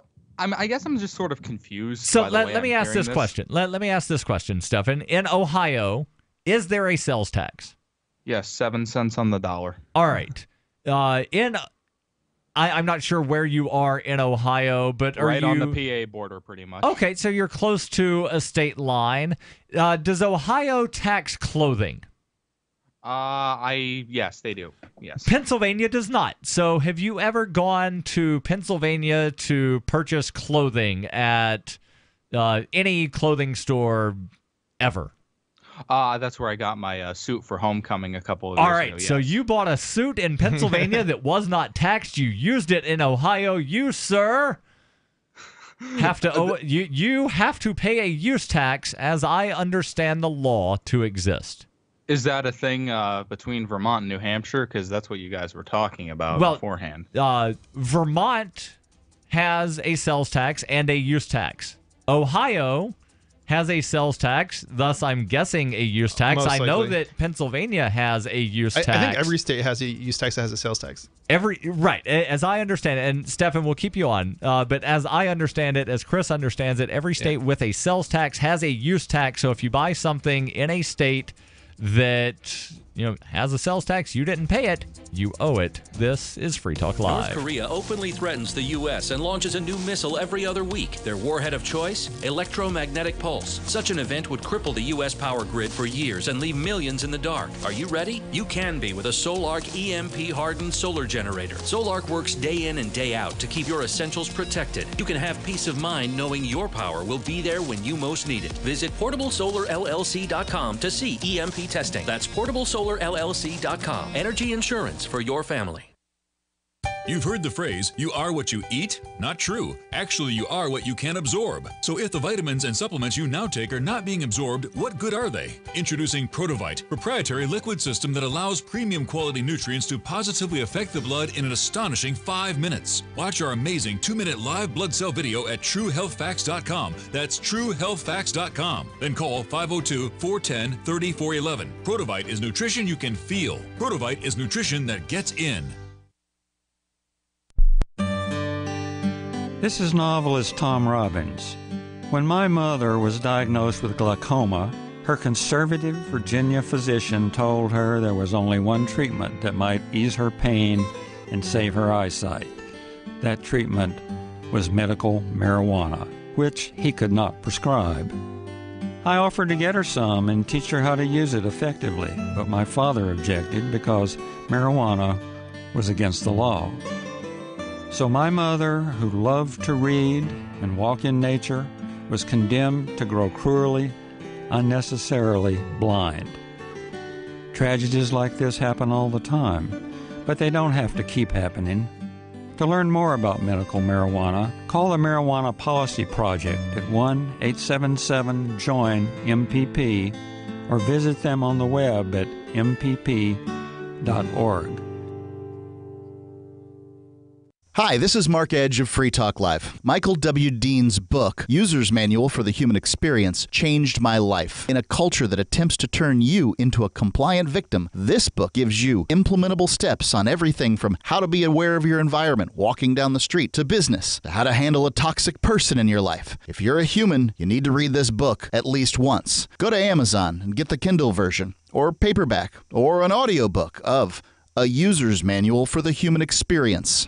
You may already know about the Free Talk Live audio-on-demand phone line at 641-793-9660. Did you know that not only can you listen to Free Talk Live via your phone, you can also leave a message and have it delivered to Free Talk Live's hosts? To leave us your thoughts, just dial 641-793-9660. That's 641-793-9660. Press 2 for Free Talk Live, and then hit 0 to leave your message. Why did you move to the Shire? I moved here to the Shire because there's other people around who take liberty just as seriously as I do.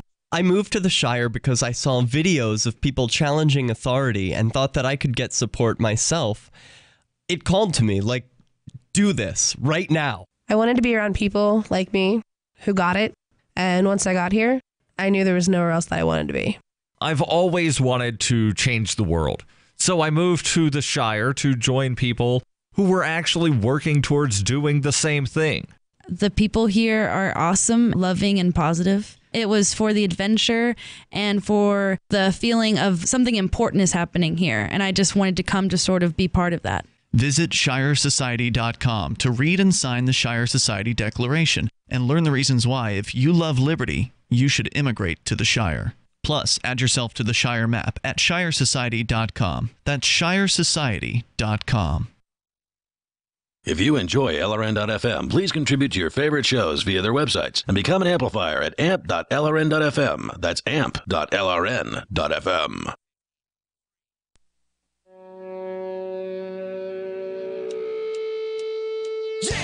This is Free Talk Live, 855 450 free. That's 855 450 3733. We'll get back to the phones here in just a second, but want to invite you, if you're in the New England area, want to invite you to join me and Ian and Derek J and several others this upcoming Sunday for the 5-year anniversary screening of Derek J's Victimless Crime Spree.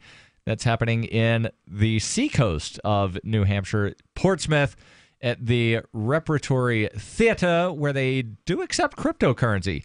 And if you're unable to make it, don't worry. You can watch the movie for free online at victimlesscrimespree.com. But maybe, just maybe, you want to get your hands on a limited edition physical DVD copy that has a bunch of extras that you're not going to see online. Well, you can order those copies as well, again, at victimlesscrimespree.com. In studio tonight, it's Darryl. And Chris. And we'll get back to Stefan calling in from Ohio. But I want to clarify something, because Stefan was a little confused about what the use tax was. And based on the question, Stefan, that you asked towards the end of the last segment, apparently the way we were describing the use tax you thought was some kind of agreement between the states, which it's not.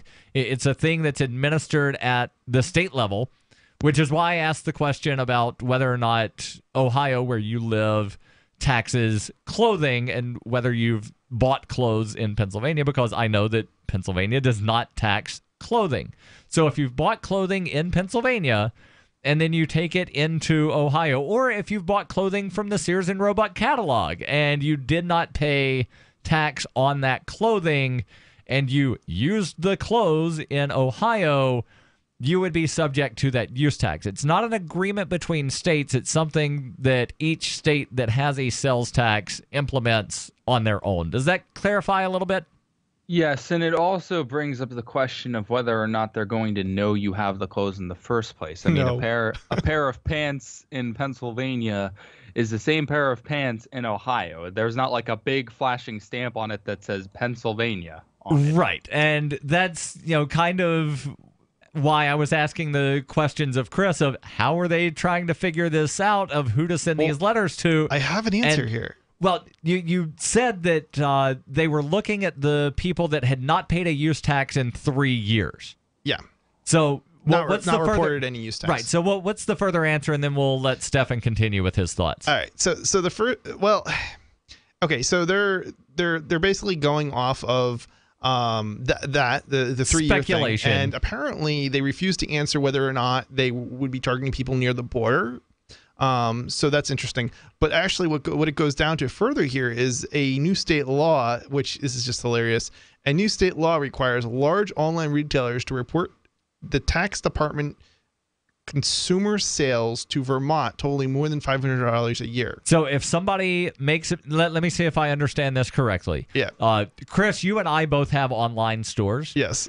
If you sell a $600 computer to someone in Vermont, yep, Vermont state law says you must notify the Vermont Department of Theft that someone bought more than $500 worth of taxable items from you. Yes. Wow. Just wow. This is kind of hilarious because you're unless you have nexus to the state, those laws don't apply to you. So they're not actually able to enforce those laws onto anybody outside of their state. So unless and if you already operate in their state, that's not going to stop them from attempting to enforce those laws. I'm not saying that they won't attempt to enforce it, but the law is pretty clear here. Unless you have nexus, unless you send a repair guy out to fix somebody's computer that you sold to that person in that state, or you have a bank account in that state, or you have some sort of connection to that state, like you mail a DVD that contains a movie, or that you're renting to a customer in that state, that will create nexus. Well, that they're going to claim that you selling an item to someone in that state is your connection. Nope. That's what they're claiming based on what you said. Whether or not that holds up in court. Very clear precedent already. It does not create nexus. Whether that holds up in court is a completely different question, but they're trying to say you sold an item to somebody in our state, so that's the connection. Stefan, continue with your thoughts. So you're telling me that they're supposed to report these transactions to the Vermont Department of Theft? It's technically the Department of Taxation, but it's theft. Oh, okay. I thought it was like a bureau that actually handled theft. I feel like an idiot. No. It's just like when I refer to the District of Criminals, it's actually the District of Columbia. It's, where all of the criminals from the 50 different states wind up gathering and then voting on various ways to do organized crime in the public sector. So it might be worthwhile pointing out what your perspective is, Darryl. Why are you calling it, the Department of Theft? What's your political perspective that taxation is theft? So if I can't come to your house, Chris, and say, I need to build fill in the blank, give me money, that would clearly be theft. Extortion, theft, some variation thereof. If I don't have that right, and I cannot, and a lot of this, is based on the theory of rights, that people have inherent rights, and no one has more rights than anybody else. So if I can't take your money to do something that I think is good with it, and I can't give someone else a right that I don't have, then no group of people can claim a right that I can't claim for myself. What about the argument that, your city, your municipality, your county, your state, or your federal government, the people that say, well, they're letting you live on their land, so therefore you should pay into their projects because they are letting you live there. What if I don't want to take part in their projects? Can I opt out? If I don't want to go to Glacier National Park, can I opt out of paying for Glacier National Park? If I can't opt out, it's theft. Well, I think you should be able to, but other people would say that, majority rules, democracy and all that. The majority of people want to pay for it, so you're going to have to pay for it whether you like it or not. Democracy is, by its very nature, not respective of individual rights. Because democracy is... Most people think democracy means majority rule. Democracy actually means plurality rule, to where a majority of a certain group of people on a given day express an opinion. And sometimes it's not even a majority of a group of people. It's, a plurality of a group of people. It's worth pointing out that express an opinion that then gets enforced upon everyone in a geographic area. It's also worth pointing out that so I don't know the numbers, but I would imagine you probably do, Darryl. It's probably a minority of people in the United States even can vote, right? Not a minority of the population that exists, because you obviously have it's a minority that generally do vote, but a majority of people are eligible to vote. Okay, and that excludes minors and illegal immigrants and whatnot. Right. Now, here in Keene, we have a municipal election coming up. So it could be a minority then. We have a municipal election coming up in a couple of weeks. Voter turnout will probably be around 7%. Okay. Of that 7%... But that's of eligible voters, correct? That's of eligible voters. So there's a percentage of voters who are not or a percentage of people who are not eligible to vote. And of the voting age population, about 70% of voting age population is registered. Okay. Plus we have same-day registration. So everybody that's of voting age population could vote if they wanted to. Okay. About 7% will actually vote. See, this is what always gets me, because it's not accounting for all the people who can't vote. There's a lot of people who are excluded from voting. People under 18, people who are not here legally, et cetera, et cetera. Right, and that's a very small percentage. Okay. Very small percentage. Is it? Yes. Stefan, I think you might have more. We'll hold you over. Your calls and thoughts. Welcome. 855-450-FREE. That's 855-450-3733. Do you want to help build a better financial system for everyone? Join Dash. Dash is Digital Cash, a digital money platform designed to replace cash and help people manage their own wealth. It's fast and easy, fees are low, and transactions are confirmed instantly. Dash is decentralized, run by users who earn rewards for helping run the network and make governance decisions. Dash is set up to succeed where other platforms have failed. Give it a try at dash.org. Help people take control over their financial future today. Find out more at dash.org. Ron Paul, Judge Napolitano, Jesse Ventura, Dennis Kucinich, Roger Ver, Colin and Jim Cantrell, Jordan Page, and Tatiana Moroz. Top minds in aerospace, cryptocurrency, blockchain technology, fine arts, politics, and finance, all at the Nexus Conference in Aspen, Colorado, September the 21st through the 23rd. Don't let this opportunity pass you by. Get your tickets now at nexus.freetalklive.com. New ideas and new opportunities all to be had on September the 21st through the 23rd. Nexus.freetalklive.com. Want revenge on the common housefly? Well, after 10,000 years, someone has finally come up with a better way. The Bug Assault, a miniaturized shotgun, which utilizes ordinary table salt as ammunition. Non-toxic and no batteries required. $39.95 plus shipping and handling.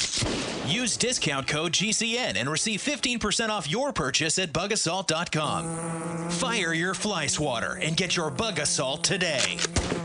You want to save money in a place that gives you growth, control, and certainty without stock market risk or tax risk, and you want guarantees and you want it all tax-free. That's a tall order. But you can get all of that with properly designed participating whole life insurance. Most people think life insurance pays after you're dead. That's true. But you can have tax-free access to use your life insurance while you're alive. Get the free book to find out how. Call 702-660-7000.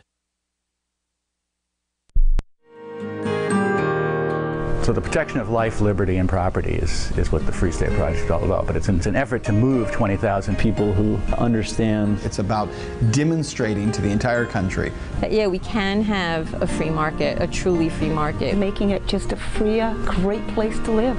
It's the world's largest voluntarist libertarian community, and it's only getting bigger. That's amazing, to be able to move to a place where other people passionately believe in being free and independent. What the Free State Project is managing to do, though, is to put their money where their mouth is. It's physically getting up across the country and saying, let's go someplace and let's demonstrate the power of these ideas. There's a lot of kind of philosophy that surrounds liberty. There's a lot of thinking about it and talking about it. But here in New Hampshire, people are doing it.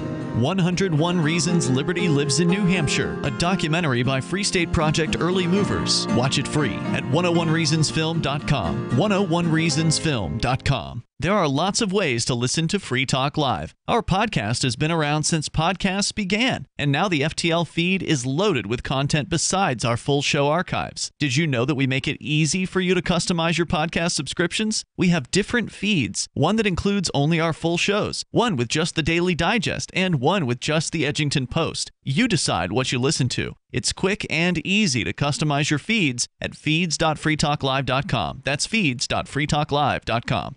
My name is Jacob Hornberger. I'm president of the Future of Freedom Foundation, which Congressman Ron Paul awarded for having an outstanding freedom website. Write us at fff@fff.org, and we'll send you a free 3-month subscription to our monthly journal of libertarian essays and our booklet, Economic Liberty in the Constitution, which George Mason University economics professor Walter Williams praised in a recent column. That's fff@fff.org. You can put the Liberty Radio Network on the air in your area. Visit broadcast.lrn.fm to learn how. Broadcast.lrn.fm. This is Free Talk Live, 855-450-FREE. That's 855-450-3733. In studio, it's Darryl. And Chris. And you don't need money to do business on Simbi.com. It's a slick, easy-to-use marketplace where you trade your services and your talents for other people's services and abilities. Forget the old economy. This is your economy. Simbi.com.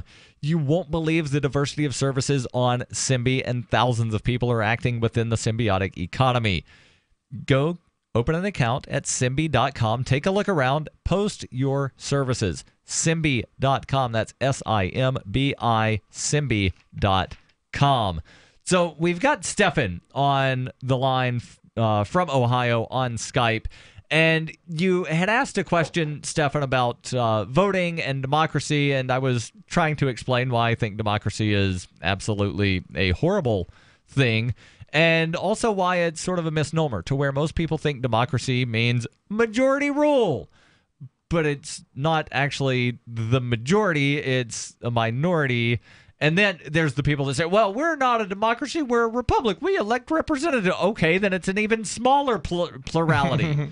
But Chris, you had asked the question about numbers of people under the age of 18. So, what percentage of people do not have voting rights at all? And according to the U.S. Census estimate for July 1st, 2016, which is the most recent estimate that they have. These are under 18. Under 18 is about 22.8% of the population. You had also asked, well, what about people that don't have legal status or don't have citizenship? And that's not something that the census is allowed to ask that question. They are only allowed to ask, how many people live in this house, not, what's the nationality or status. And estimate is, another maybe like 5 to 7%. Let's just, estimate high and say 10. So that would put roughly 1/3 of people living in the country that aren't eligible to vote. Right, and there's also other populations that are not eligible right, so to vote, people too. currently incarcerated in a lot of states. Some states will allow people that are incarcerated on misdemeanors or criminal violations. They'll allow them to vote via absentee ballot. Some states don't. Felons, your mileage may vary depending on where you live, what was the felony, etc. So New Hampshire is one of those states to where felons, after they have completely served their sentence and no longer have any kind of jail time hanging over their head, they are allowed to regain their voting rights.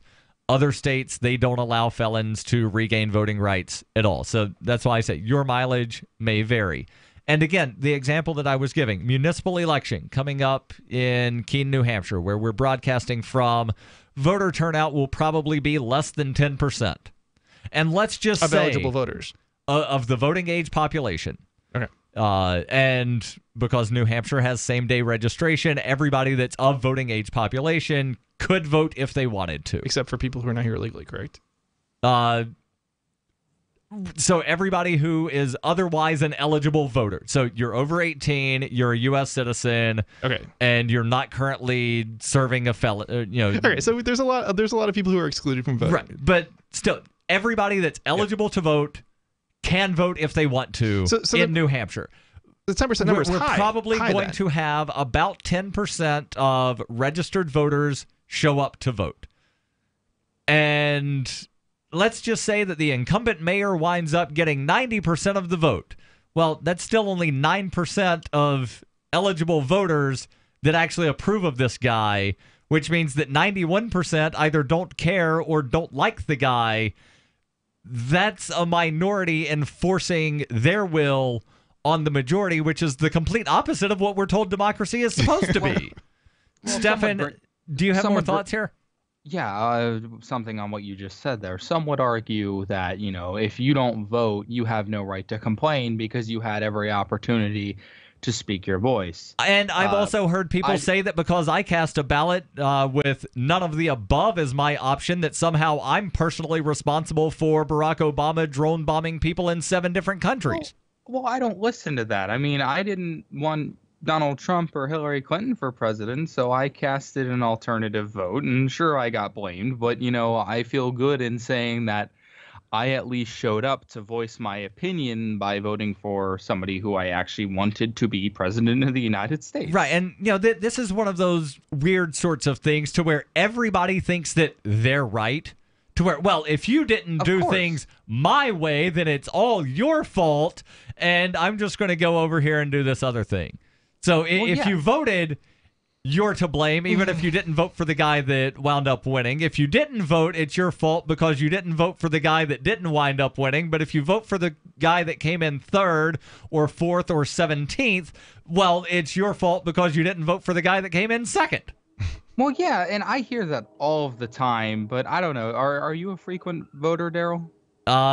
Yes, I don't think I've ever not voted in a election where I was eligible to vote.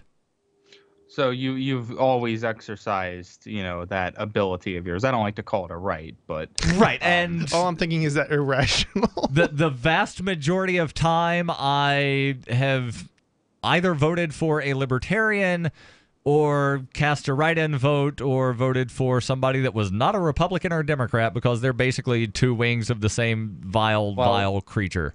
I've got one question because it's had me curious for a long time. Did you vote in the 2016 presidential election? I did. Would you share who you casted your ballot for? Or was it write-in or? For president, I cast a write-in vote for my preferred libertarian presidential candidate that came in fourth in the libertarian convention. So anybody that knows how those results came out knows exactly who I voted for. Oh, that's my preferred too. But I can see where you're coming from. If you do vote, you're blamed for, getting somebody that somebody else didn't want elected. But if you don't vote, you're also blamed. And I think that's a reason why a lot of people stay home. I think that's the reason we only see, like what you're talking about in municipal elections where people don't show up, because a lot of people just do not care. They just want to be left alone. Well, and it's not necessarily, it's not all apathy. There's also the feeling of helplessness of, it's going to be a crook and a liar that winds up getting elected anyway. So what difference does it make? And I can understand the feeling of frustration. I really, really can. And that's why I've had people ask, Darryl, what would it take for you to not vote? And I've given two options. You want Darryl to not vote? Get one of two things passed into law. Either a law mandating that every eligible person show up on election day and cast a ballot, and if you don't, then there's some kind of punishment, which a lot of countries have. Mexico has compulsory voting. Australia has compulsory voting. I'm not sure about Canada, but I would then not vote as an act of civil disobedience. The other way that you get Darryl to not vote is you institute quorum voting to where a voter turnout is below a certain threshold, the results are null and void, and every seat is vacant, and then I stay home on election day because not voting actually accomplishes something. I think I'd be right behind you there, Darryl. Stefan, thank you for the call. Let's go to Ralph calling in from New Jersey.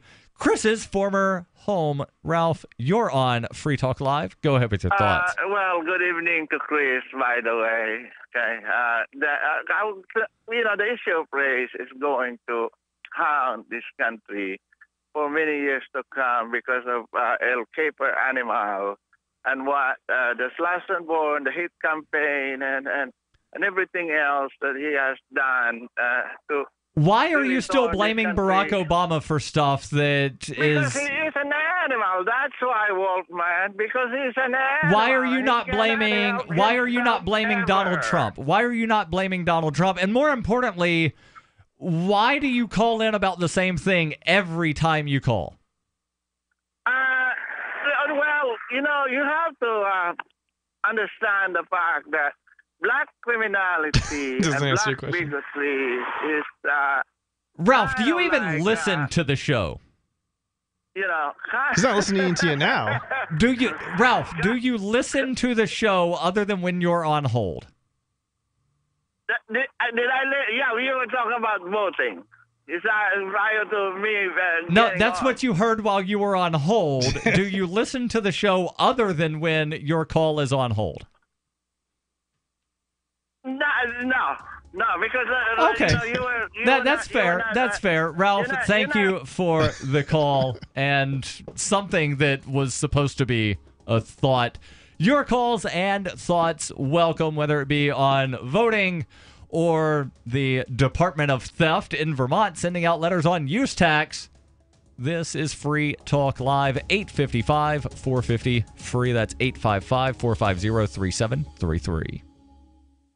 Have you wanted to get into Bitcoin mining but don't want to deal with the hassle and frustration of operating the mining hardware? Let pool.bitcoin.com handle it for you like I did. Just visit pool.bitcoin.com and use their calculator to estimate what you could end up making. You get to decide which Bitcoin you want to mine. If you already have mining equipment, you're invited to join pool.bitcoin.com. Get all the details and get started mining Bitcoin at pool.bitcoin.com. I wish that we would have started the Dynovite right away. It would have been so much easier. Order a 90-day supply of Dynovite for your dog this week. We'll send you a bottle of NomoFlea free. NomoFlea flea spray kills fleas safely with no poison. Because it's a polypeptide protein molecule made from vegetable oil. Try NomoFlea. Free this week at Dynovite.com. Just feed your dog right. Use Dynovite. Dynovite for life. DINOVITE.com. Radio is the most personal of mediums. I exist right now in your head. If you listen to Free Talk Live regularly, you know me. Free Talk Live is on more than 160 radio stations around the U.S. and has been downloaded on every continent around the world. Hundreds of thousands of listeners with ad packages from $600 a month to $6,000 a month. Imagine what we can do for your business, project, website, or idea. Email me, mark@freetalklive.com. Free Talk Live has partnered with Amazon, the largest internet retailer. Imagine a department store category, and Amazon has it. Books, electronics, office products, furniture, jewelry, automotive, toys, clothing, sporting goods, and dozens of other categories. Now you can shop and support Free Talk Live by entering Amazon through our website. Go to shop.freetalklive.com, and Amazon will send us a portion of your purchase. You're going to do the shopping anyway, so remember to enter through our site at shop.freetalklive.com. That's shop.freetalklive.com. You're listening to the live edition of Free Talk Live. Hour number 3 is next after the news here on the Liberty Radio Network at LRN.FM. From Keene in the Shire, the Liberty Media capital of the world, this is Darryl W. Perry, host of FPP Radio News for Friday, September 15th, 2017. Silver is trading at $17.81 per ounce. Gold is valued at $1,331 per ounce. Bitcoin is trading at 4.2 cents, and the average price of Bitcoin is $3,426. Antiwar.com reports South Korean President Moon Jae-in has ruled out the idea of his nation either developing its own nuclear weapons arsenal or playing host to American tactical weapons. He said he did not want to see such a move because it would fuel an arms race in Northeast Asia. President Moon's resistance is in keeping with his long-standing support for diplomacy and trying to reduce tensions with North Korea. At the same time, popular sentiment in South Korea seems to be swaying the other way. A recent public opinion poll showed some 60% of South Koreans support the idea of developing a nuclear arsenal, while other top politicians are arguing Moon to get tough with the North. U.S. officials continue to talk escalation, with deployments of tactical nuclear weapons constantly part of the conversation. While Moon is likely correct that falling into this trap would fuel an arms race, it's going to be a continuing struggle for him to resist the pressure to go nuclear as tensions continue to rise and as his calls for diplomacy continue to get brushed aside. For over 40 years, Roberts & Roberts Brokerage has been a trusted source for buying and selling precious metals like gold and silver. And as a Bitcoin-preferred business, Roberts & Roberts Brokerage has removed the minimum purchase amount for all orders paid in the digital currency. Call Roberts & Roberts Brokerage today for knowledgeable advice on buying and selling precious metals and a forward-thinking approach to new technologies. 800-874-9760 or visit online at rrbi.co.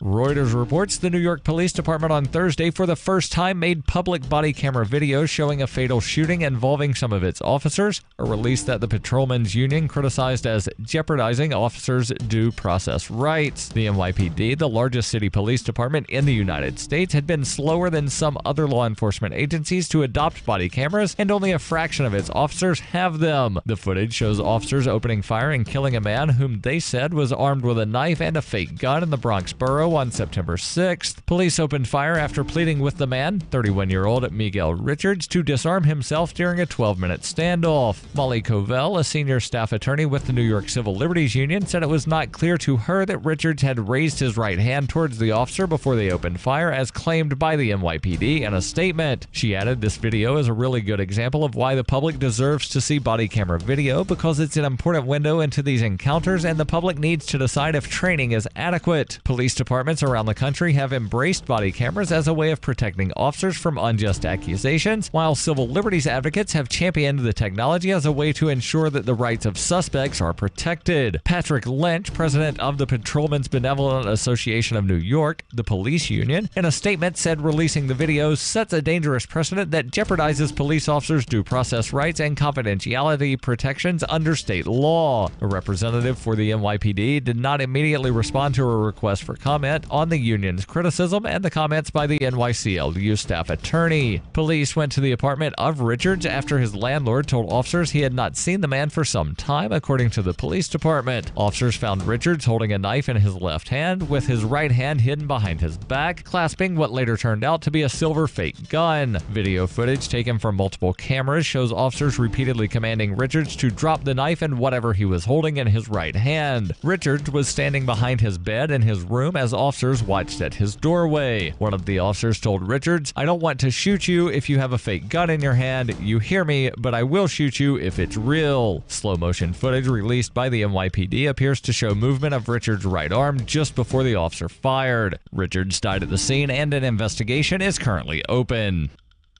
Cell 411 is a free app for Android and iOS that replaces government-controlled 911. Cell 411 allows you to preset a group of friends or private organization to show up in an emergency. Cell 411 is a nightmare to the state because it proves their so-called services aren't needed. Cell 411 has had thousands of installs, and of course it's covered by the BIPCOT NoGov license. Cell 411, because your friends won't shoot you when you're in trouble. Without the government, who would build the emergency services? You and Cell 411. Get it today at getcell411.com. This has been FPP Radio News. Online at fppradio.com. The dangerous winter storm Rocky is expected to pummel the Midwest throughout the day, with meteorologists predicting the blizzard will hit Kevin Hodges of Joliet, Illinois, the hardest, given the way his year's been going. Yeah, we're stocking up on everything. I think school's going to be canceled. We're just glad we're not Kevin right now. Joining us now is Jordan Blake in Chicago. Hello, Jordan. Just how crippling will this storm be for Kevin? Well, we've already seen a lot of damage. Motorists in Kansas trapped in their cars on the freeway. That's nothing compared to the emotional damage Hodges can expect. Having to deal with a sick cat, frustrating new hours at work, and a confusing breakup all in the past 6 months. You know, we're getting reports that he recently loaned $600 to a friend who has no intention of paying him back and slammed his finger in a car door last month. Does the National Weather Service have any advice for Kevin today? Not much he can do. The sky is really vulnerable right now. Authorities are recommending that he just stay indoors and think about his mistakes. That sounds like good advice. You know, he looks like a real sad piece of shit. Stay warm out there, Jordan. This is the Onion News Network.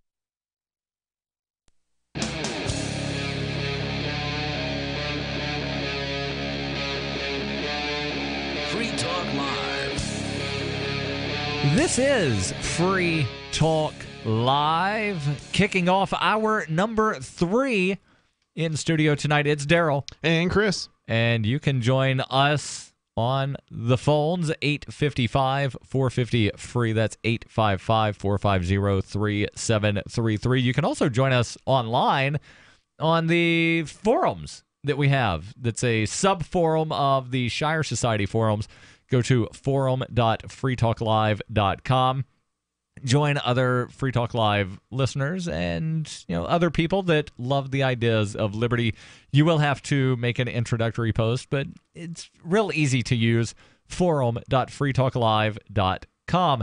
Now, we've been off and on for about the last hour or so talking about this story out of Vermont, to where the Vermont Department of Taxation, that I've been referring to as the Department of Theft, has been sending out letters to people in Vermont saying, we think you owe this thing called a use tax that you probably have never heard of before because how many people actually wind up reading every statute and regulation that exists to find out all of the weird things that they're doing that are in violation of statutes and regulations that they didn't know existed.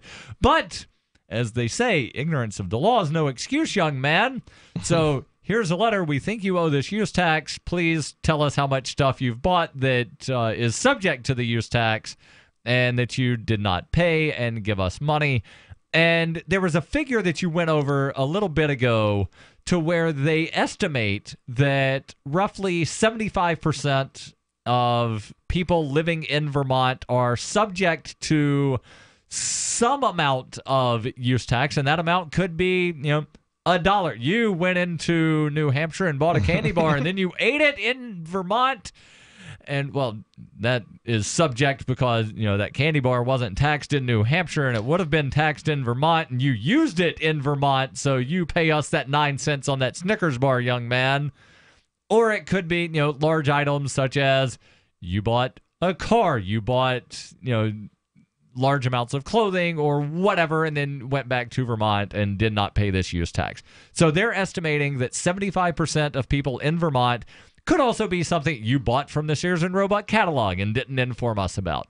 75% of Vermonters are estimated to owe some amount of use tax, but only about 10% have actually paid any use tax. That's a correct summary. So that's about where we were in the article. Yeah. All right. So I want to know if I can get a refund for my sales tax when I don't use the product in Vermont and I come to New Hampshire.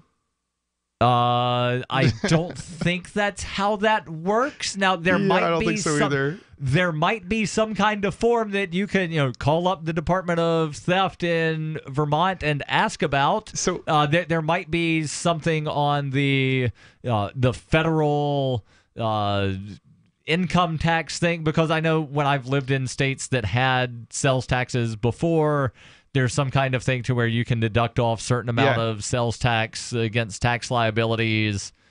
So I don't really know the answer to that question. I actually have dealt with this, but not at a state by state level, but at a country level. And I know Canada has something similar to that. Right, because you sell computers and other hardware devices, and you ship internationally. Right.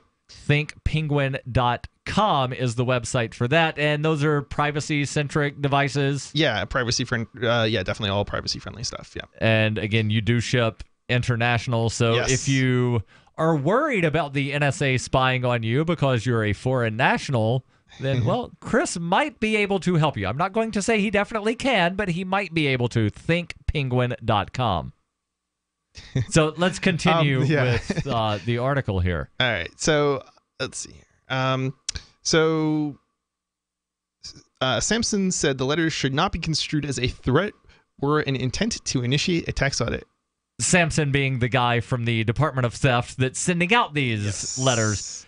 We're not threatening you, but we think you owe us some money. The letters offer... Wink, wink, nudge, nudge. It's not a threat, but pay up. Yeah. But it's not a threat. Yeah, I'm not blackmailing you, but you might want to pay up. The letters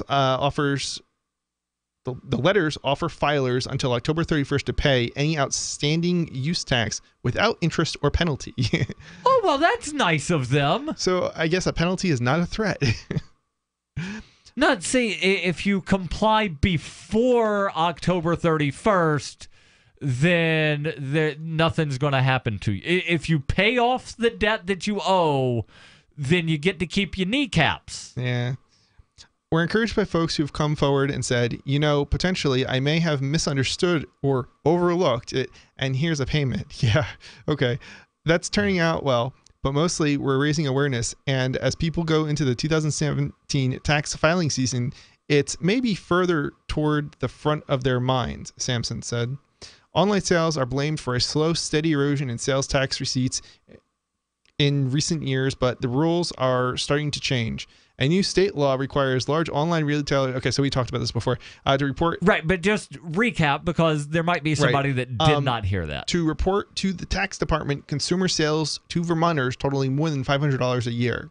So again, if somebody buys one of your computers, and they live in Vermont, then the Vermont state government is saying that if you're a large retailer, however they define that, $500 or more a year. Well, that's only if a customer, but it doesn't define what they consider large retailers. That's just the threshold where the large retailer has to contact the department. But still, if you sell one of your computers and you're classified a large retailer. Are you interpreting that as $500 for a given item? I'm interpreting that if, let's say that we have some listeners that live in Vermont. Let's say that one of them purchases or multiple items throughout the year that totals more than $500. Oh, that's how you're interpreting that. Then a quote-unquote large retailer, and they don't define large retailer. It just says large retailers would be required to notify once a customer has purchased more than $500 worth of items. I'm so glad I don't live in a state where sales tax is collected, period. Right, but again, you do business across state lines. I do, but I'm not complying with something that's not applicable to me in the first place. Right, and this is one of the problems, and cryptocurrency businesses have really sort of come under fire recently for various things. Washington State recently implemented some onerous regulation for cryptocurrencies, and I've actually received emails from crypto businesses that I may or may not have ever done business with saying, effective this date, we are no longer doing business in Washington because they want us to collect all of this information on all of our customers if any of our customers live in Washington.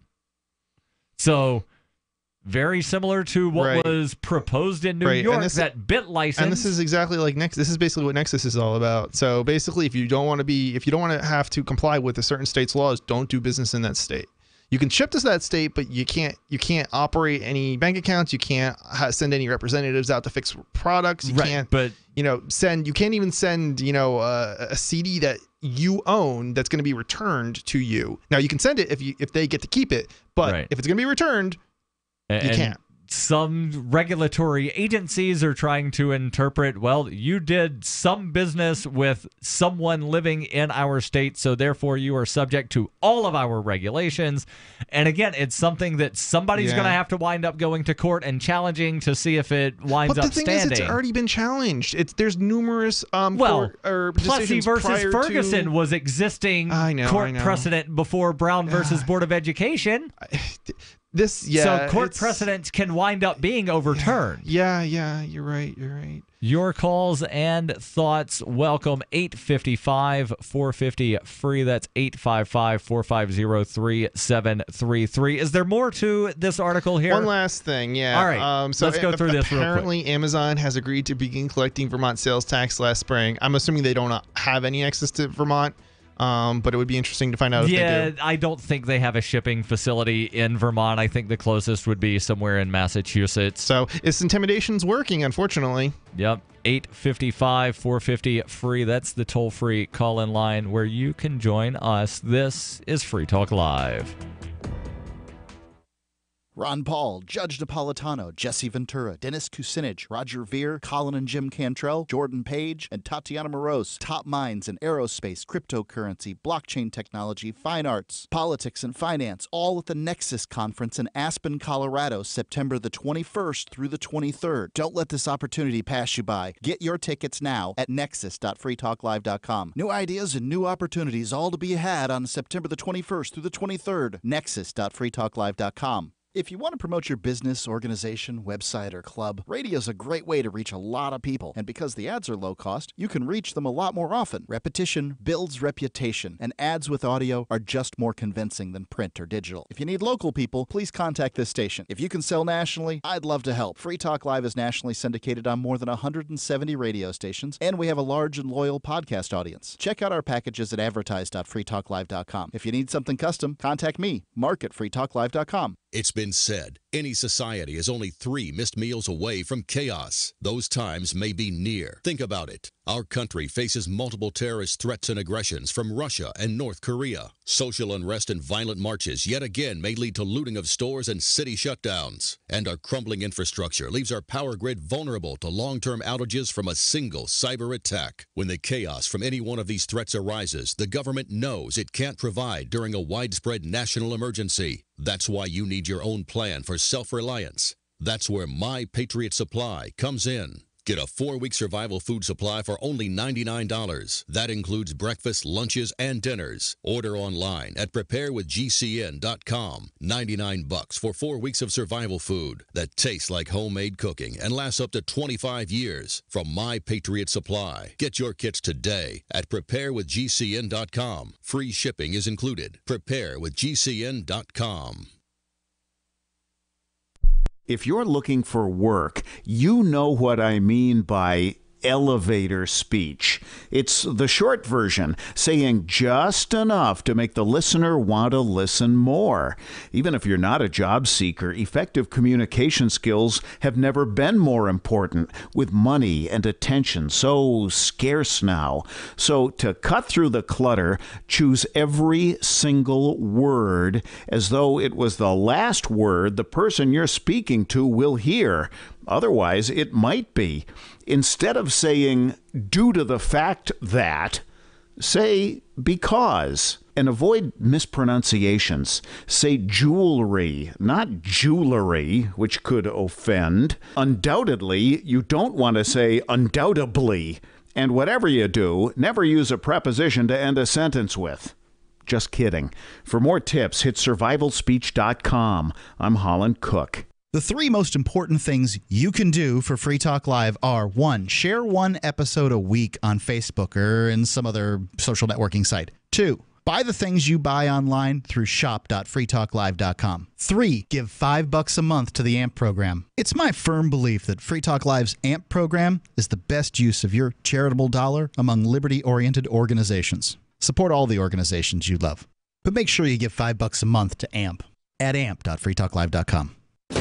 This Your Family Today tip is brought to you by Boost Kid Essentials Nutritionally Complete Drink, providing your picky eater with essential nutrition and great taste in one drink. Visit us at kidessentials.com.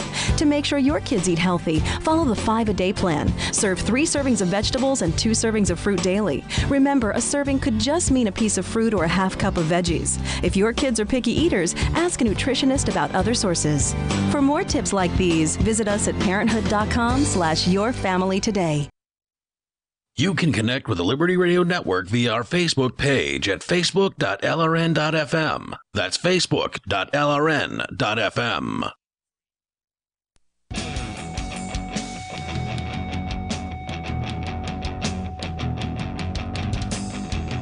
This is Free Talk Live, 855-450-FREE. That's 855-450-3733. In studio, it's Darryl. And Chris. And if you have Bitcoin, I want you to download the official wallet of Free Talk Live. That is Jaxx, Jaxx. You can find it in the Apple App Store, the Google Play Store, the App Store of your choice, or you can go to jaxx.io. That's jaxx.io. Jaxx Wallet has compatibility for Bitcoin, Ether, Dash, I think Zcash now, more currencies on the way, and there's Shapeshift integration that allows for frictionless, easy exchange between currencies. It was created by Anthony DiOrio, the creator of CryptoKit and founder of Ethereum. It's easy to back up your wallet and recover funds with Jaxx, and Jaxx is striving to give you command over your digital life. Coins, contracts, currencies, identity, and more. Your digital command center in the palm of your hand. Jaxx, the official wallet of Free Talk Live. That's jaxx.io. So did a little bit of digging to try to clarify this large vendor thing, specifically in Vermont, because that's what we've been talking about, because the Department of Taxation sent 20,000 letters to people saying, we think you owe some use tax.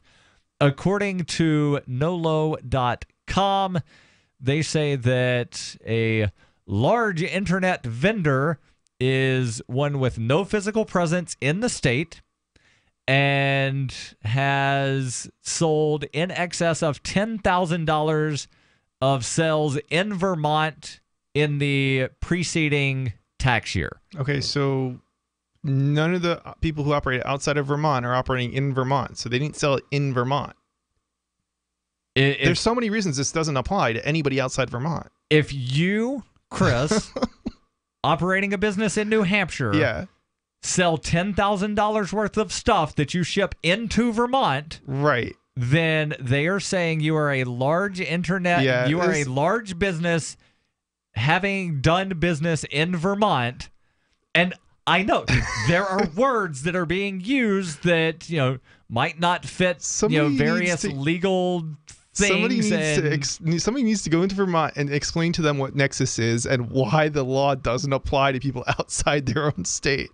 They're saying that the laws apply because you, as a large vendor selling stuff to people in Vermont, you have to have Nexus. Your items are, and the article, hold on, the article here from NOLO says the role of physical presence or Nexus has become more complicated since 2011. In that year, the Vermont legislature took actions that would move the state towards requiring large internet vendors to collect sales tax. And again, they're saying the large vendors are those that have shipped $10,000 worth of product into the state of Vermont. That is what gives you connection to that geographic area where the state of Vermont claims a monopoly over the use of force in that location. The thing is, it's not the dollar amount that creates Nexus. It's whether or not you have property as a business owner or something in that state that is yours. This is why... Again, you're making a legal argument to someone that cannot wind up upholding or nullifying your statements. Right. I'm sorry. This is my interpretation. This is going to wind up... For your argument to wind up having any sort of effect on what the Vermont legislature does, you're going to have to go to court. And the only way you can do that is if you have standing, which means you need to sell $10,000 worth of computers to someone in Vermont or multiple someones in Vermont, not collect the use tax, not collect the sales tax, and then go to court. Yeah. And that's not necessarily something that I wind up recommending because when you're the defendant... They're the one who's going to have to come after me, and I will take it to court. If that's what they decide to. Right. So that's what they're defining as that large internet, because the article that you had mentioned large internet company, and we were trying to figure out what's the definition of large internet company, and your interpretation based on the reading of the article was if they sold $500 to someone, and this is saying 10,000, and I think the 500 is if an individual person purchases $500 of stuff throughout a year. And a lot of this, it's largely speculation. And again, your mileage may vary where you live, but it's definitely something. If you buy things online and sales tax is not collected, you may or may not be subject to a use tax. We're not giving legal advice. Right. Vermont's not the only state that has attempted to do stuff like this. California and a bunch of others have too. And there's depending on the type of retailer, most are not complying with it because they're not subject to it. And it's like if you look at like maybe Newegg, for example, is probably one that probably isn't doing it, and a bunch of they're fairly large retailers, Sears, but they're not. Even Sears, they have physical stores in places, but if you buy things from the catalog, it's because it's not they're separate entities probably set up intentionally for that. Right, but there's this sales tax exemption that a lot of people have just referred to as the internet loophole. Yeah, but it's existed for well over 100 years. It's not the internet loophole. It's a catalog loophole if you're going to call it a loophole. But it's right. But I've heard people refer to it as the internet loophole. That's misleading. I know it is.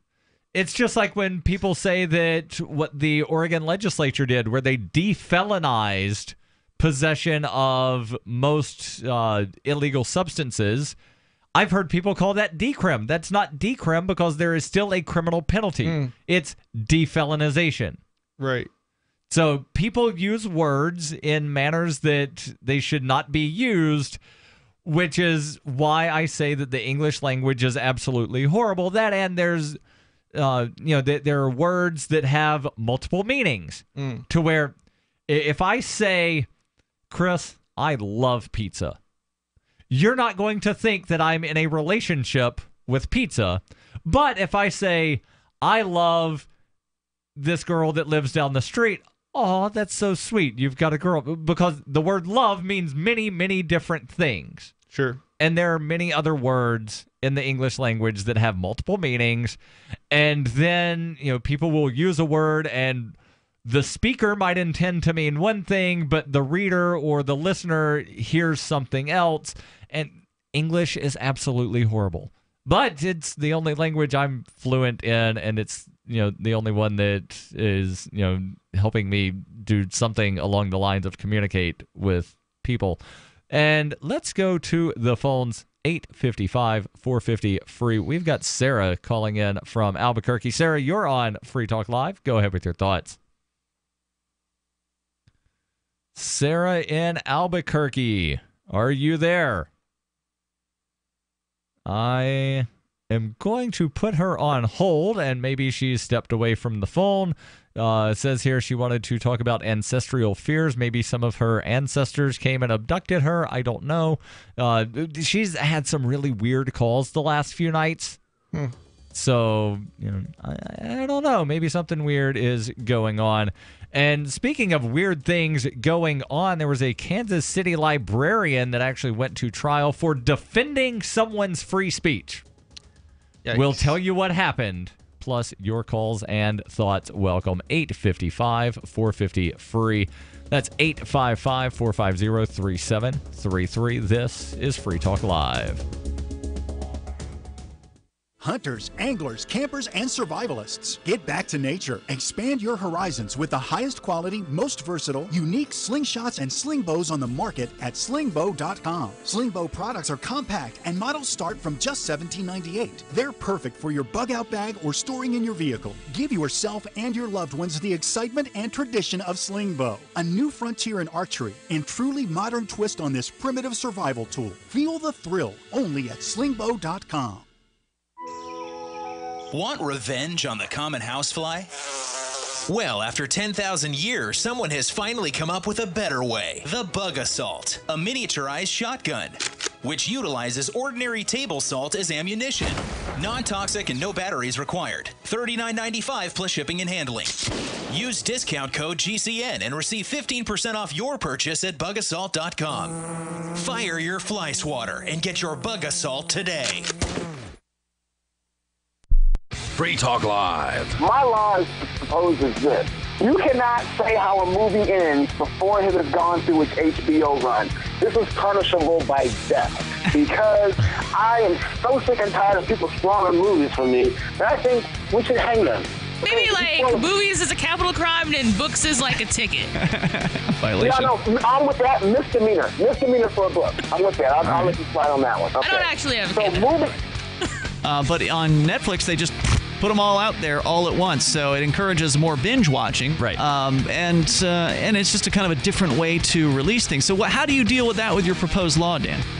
Look, I'm American. I don't think about laws before I propose them. So we gotta pass it to find out what's in it? Let the Supreme Court interpret it? Exactly. Free Talk Live, 7 nights a week from 7 to 10 Eastern, live on the Liberty Radio Network at LRN.FM. What do you shop for that you could otherwise buy at Amazon? Pretty much everything, right? Amazon has competitive pricing and they deliver, and that's a big plus. If you could plan ahead in your shopping, would you be interested in saving up to 33%? There's a catch. You have to do your shopping in Bitcoin. But imagine those savings. It's like a huge raise. All you have to do is go to saveitpurse.com. We've saved thousands, and you can too. Plan ahead and save. Saveitpurse.com. Did you know you can watch Free Talk Live during our live show 7 days a week from 7 to 10 p.m. Eastern via our studio cams at cam.freetalklive.com? Plus, you can chat with other listeners while you watch, all totally free. Now that our live video stream is hosted by YouTube, our video archives will be online even faster, so be sure to subscribe to our YouTube channel. Listen, watch, and chat all free at cam.freetalklive.com. That's cam.freetalklive.com. Is spreading the message of liberty, cryptocurrency, and peace around the globe worth $2 per month to you? As you may already know, in addition to our internet feed, LRN.FM broadcasts on free-to-air satellite across North and Central America, as well as Sub-Saharan Africa. And we've been available on satellite for free 24/7 since 2010. The LRN.FM free-to-air satellite signal is reaching some of the most oppressive regimes in the world, and there's no doubt our ideas are making an impact. You can learn more about the channel's impact by watching the 3-minute video at fund.lrn.fm. If you'd like to help free minds globally with our ideas of liberty, cryptocurrency, and peace, you can donate as little as $2 per month via fund.lrn.fm. You can help us continue and expand our satellite broadcast to multiple continents. Visit fund.lrn.fm today, and thank you for your help. Don't forget to share the link on social media. That's fund.lrn.fm. While our satellite channel is free to listen to, it's not free for us. You can help us cover our satellite costs with the chip-in on the right side of the page at lrn.fm. This is Free Talk Live, 855-450-FREE. That's 855-450-3733. In studio, it's Darryl. And Chris. And we've been talking about use tax and sales tax. And one thing that's wonderful about living in New Hampshire is there is no sales tax, which means when you purchase things from Amazon, you don't wind up having to pay a sales tax if you get it shipped to New Hampshire. And I actually know somebody that moved from Massachusetts, and he forgot to change his address on his Amazon account. And he ordered something, and he was like, why the hell's there sales tax? Oh, it shipped to my parents' house because he forgot to update the address. So in addition to not having to pay sales tax, I also save big time when I buy things from Amazon. I recently purchased some Cobra grips. Now, if you're watching the webcam at cam.freetalklive.com, you'll see me holding up one of my Cobra grips. Now, this is a workout piece of equipment, allows me to get extra grip on a bar when I'm doing shoulder lifts, deadlifts, shrugs, things of that sort. Got 23% discount. And the way I did that is I went to saveatpurse.com, and then I added these to an Amazon wish list, imported the wish list to my account there at saveatpurse.com, requested 23% discount, funded the account with Bitcoin. Actually, I think on this, I used Shapeshift integration and used Dash and saved, again, 23%. Order was fulfilled within a couple of hours. I wound up getting the items, went back to saveatpurse.com, clicked the button, I have these items, and then the person on the other end wound up getting the Bitcoin, and everybody was happy. And you can get these big savings as well. Saveatpurse.com. That's saveatpurse.com. Let's go back to Sarah calling in from Albuquerque. Sarah, you're on Free Talk Live. Go ahead with your thoughts. Yes, I'm sorry. I pressed the mute button. I didn't know I did that. But, okay. I wanted to mention that I talked to you about this before, that that our fears, most people's fears are actually cellular memory fears, that what our ancestors were fearful of thousands of years ago. So like woolly mammoths and saber-toothed tigers? I suppose. I guess we would all be afraid if we saw a wild animal loose. You know what I'm saying? It would be very instinctive. But we're not around like tigers and lions. But if we were in the woods and we saw a tiger or a lion, we'll be scared to death because there will be dinner, Well, you wouldn't necessarily be dinner, but there are reasons to be afraid of those other than, my 27th great-grandfather was mauled by a tiger. The reason to fear a tiger is it has very sharp claws and very sharp teeth. There are some people that are scared of dogs, and it has nothing to do with, like their grandparent, was a dog breeder or something. They're just animals that can attack you, And that's reason to be afraid. Now, if you were to say this particular person is afraid of butterflies, then okay, I might question something, but I still don't think it goes back to, something happened to, some great grandparent thousands of years ago. Chris, you look either confused or like you have something to say. Yeah, I'm just baffled. I mean, have you ever been to Yellowstone? No. Okay. So Yellowstone is like this huge park. I think it gets like one or a little over 1 million a year, or maybe it's 3 million. But basically, a bunch of people go there. Yeah, it's really huge, and there's lots of wild animals, and that's kind of why you go, right? You would not believe that people are afraid of bears and things like that, and buffalo and all these huge animals that like you would think that you should be really fearful of. But people get out of their cars and they go right up to them, even though there there's are big warning signs that say don't get out of your car. There are big giant signs that say don't attempt to pet the buffalo. Yes. Yes. And despite the fact that people get mauled by these bears and these buffalo, and they still do it, It's right. like I cannot conceive that we have this fear. I mean, or if there is, it's like we certainly don't all have it. Right, and a lot of fears, and there have even been scientific studies to back this up. A lot of fears that people have are learned; they're not ingrained. So it's the question of nature versus nurture, and a lot of it is nurture. Yeah, I would suspect that has got to be the case. Sarah, go ahead with your thought. I wanted to also mention that, last year that we know that we had 40,000 people killed in automobile crashes, but we're more afraid of getting a red light camera ticket rather than getting killed by a car. So is that because the cavemen were scared of red lights that didn't exist? How are you making this connection between ancestral fears and red light cameras? This is a new one for me.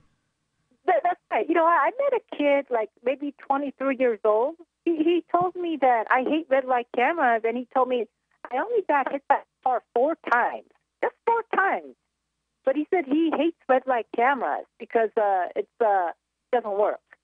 So I mean, like that's the prime example is that we only had the cars in the last 100 years, not 3,000 years. If we had 3,000, 5,000 years of people getting hit by a car, by now we would be fanatical about auto safety.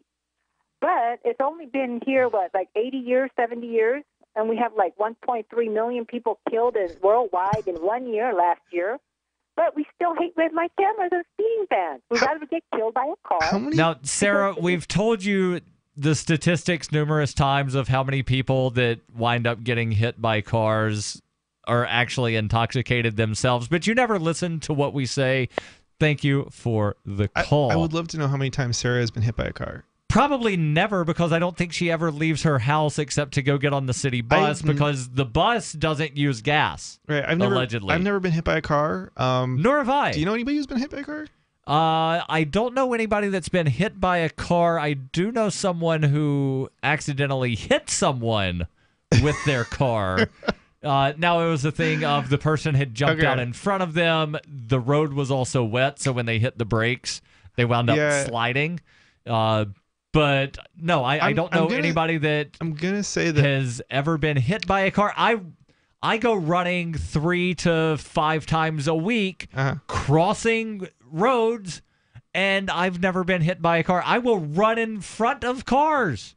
And not like, right in front of a car, but, if I see a car, half a city block away, I'll go ahead and run across the street. Yeah, I don't know. I don't know a whole lot of drunk people, so I mean, maybe if I was in that group, maybe I would know more people who were hit by cars. But I just don't. I don't know if you, Chris, have been here in studio when we've given Sarah the statistics, but in Albuquerque, 57% of the pedestrians that were hit in a certain time period were both intoxicated and not inside the crosswalk. I think I might have been.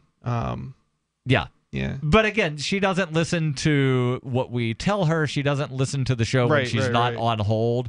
So that is what it is. So let's change gears here real quick. Mentioned that there was a librarian that went on trial for defending someone's free speech.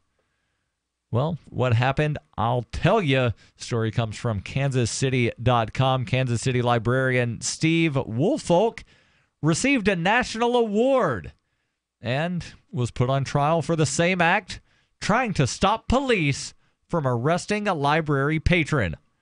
After a trial, in the story from earlier in the month, after a trial in Kansas City Municipal Court, Woolfolk was found not guilty. Actually shocked on that one. Not guilty of obstruction, interference with an arrest, and assaulting a police officer. Wow. The charges against the Kansas City Library's Director of Programming and Marketing stemmed from an incident in May 2016 when Woolfolk tried to stop the arrest of library patron Jeremy Rothkuschel during the question and answer part of a talk by Middle East expert and diplomat Dennis Ross at the Plaza Library. We'll finish telling you what happened and why the librarian wound up getting charged with obstruction, interfering with an arrest, and assault of a police officer, plus your calls and thoughts. Welcome, 855-450-FREE. This is Free Talk Live. Crimes of the Crown by Captain Mark. The Crown casts the world in shadow and claims to be our guiding light. Cowards clamor for security from boogeymen and ghost stories, while I say these hobgoblins are imaginary. I say those they propped up as our liberators are now subsisting on our bondage. I say there is freedom in the black, and that's exactly where we intend to go.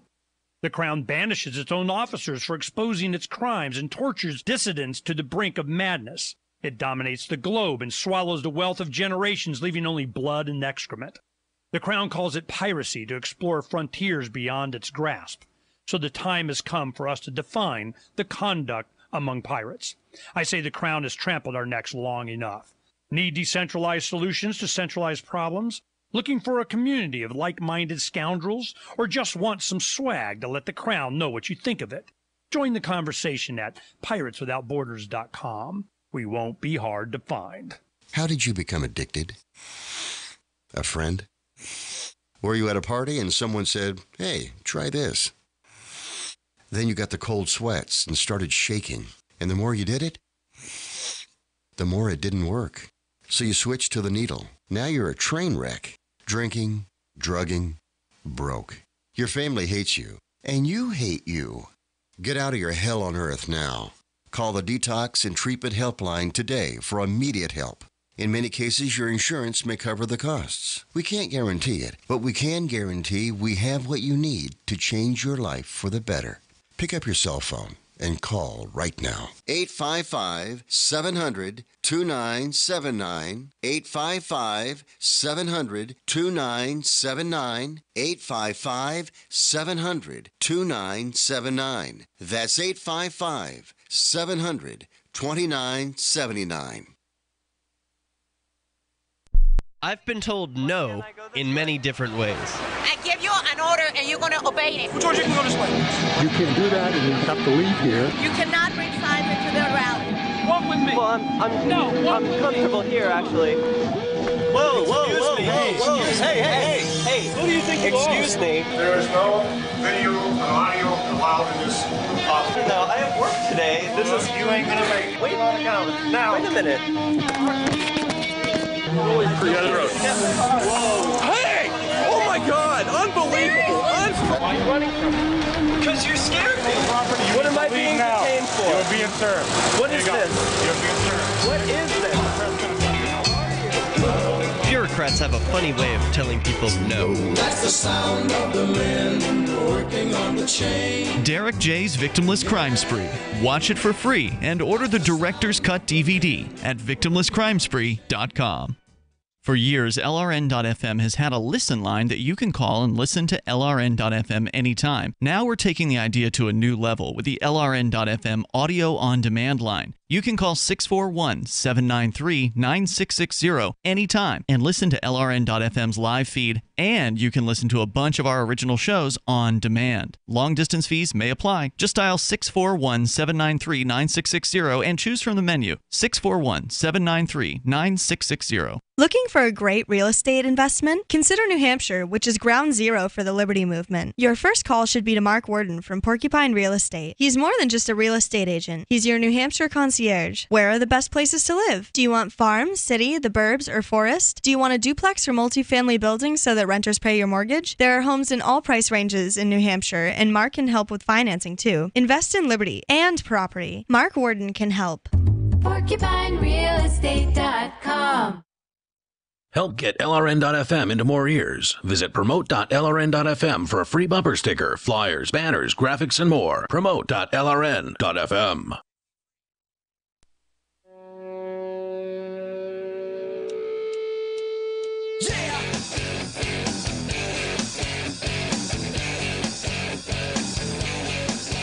This is Free Talk Live, 855-450-FREE. That's the toll-free call-in line. Might have time for you and your thoughts if you call in right now.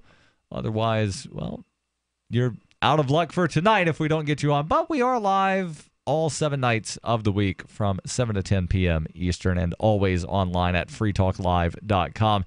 In studio tonight, it's Darryl. And Chris. And mentioned the story out of Kansas City, where Kansas City librarian Steve Woolfolk received both a national award and criminal charges for the same thing, attempting to stop a police officer from arresting one of the patrons of his library. The charges against Woolfolk, who, again, is the Kansas City Public Library's Director of Programming and Marketing, wound up during an incident in May 2016. Woolfolk tried to stop the arrest of library patron Jeremy Roth-Kushel during the question and answer portion of a talk by Middle East expert and diplomat Dennis Ross at the Plaza Library. Roth-Kushel of Lawrence, Kansas, had been in the middle of asking Ross a series of challenging questions when he was seized by private guards and off-duty police working security at the public event. Library officials protested the arrest, with Executive Director R. Crosby Kemper III publicly saying he was outraged and that the city was violating the First Amendment. Kansas City police stood by the arrest, and city prosecutors added the assault charge against Woolfolk nearly a year later. After a trial that ran late into the afternoon, again earlier this month, Kansas City Municipal Judge Joseph H. Lukoscio issued a quick ruling acquitting Woolfolk on all 3 accounts. Again, those counts were obstruction, interference with an arrest, and assaulting a police officer.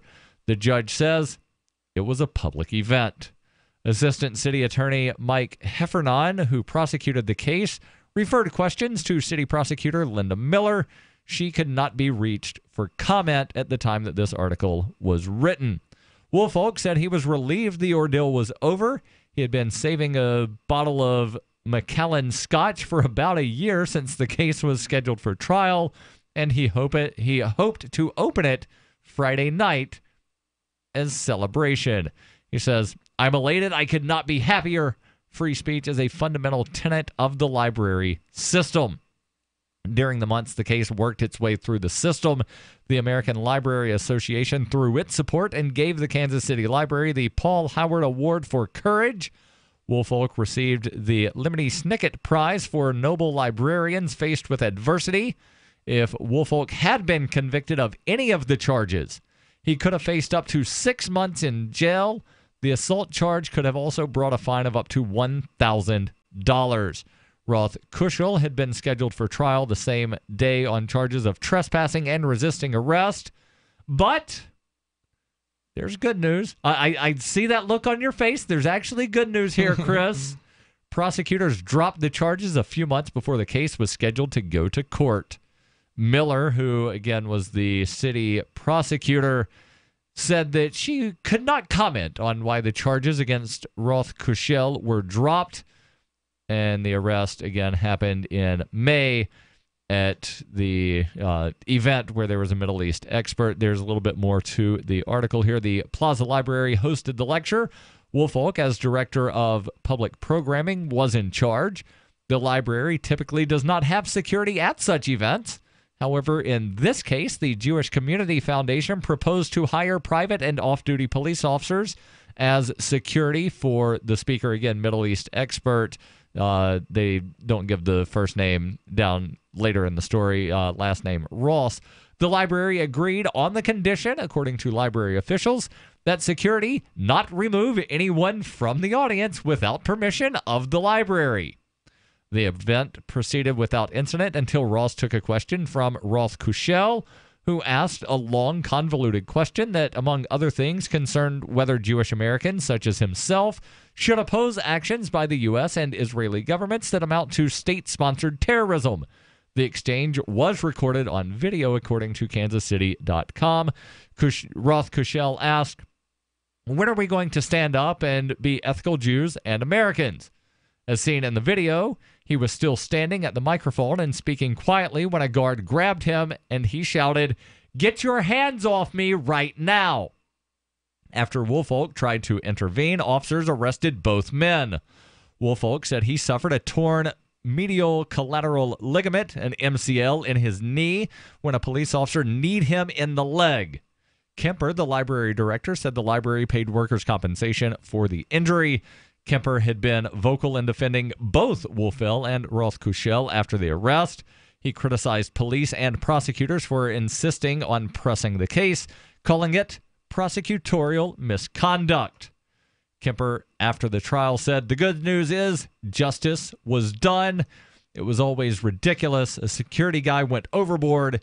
Even that is understandable. What wasn't understandable is that the police and the prosecutor went to the mat on this." Now, I am going to say, and this is Darryl speaking, this is not from the article of KansasCity.com, I'm not going to stand up for private security here because it was agreed upon that private security could be there on the condition that they not remove anybody from the library without the library's permission. And they clearly violated that.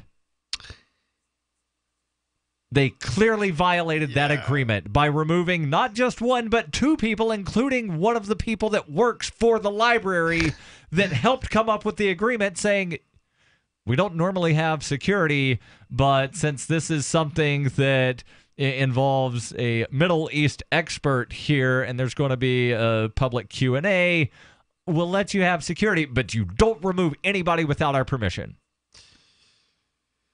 Oh man, I don't understand how you can say this was justice served when they didn't. I guess he got off, so to speak, but he didn't do anything wrong in the first place. So that doesn't seem justice. This still seems like an injustice because they dragged him through the whole process in the first place. Not being prosecuted is some kind of justice, but he was still arrested. True, you're never going to. Chris, here's something that I'm fairly certain you've heard throughout your life. You can never unarrest somebody. You can't build a time machine and go back and not arrest somebody. All that can be done to serve justice is to not acquit somebody that's been wrongly charged and possibly, hopefully, maybe have a civil suit of some sort. But even then, how do you wind up making someone whole? Yeah.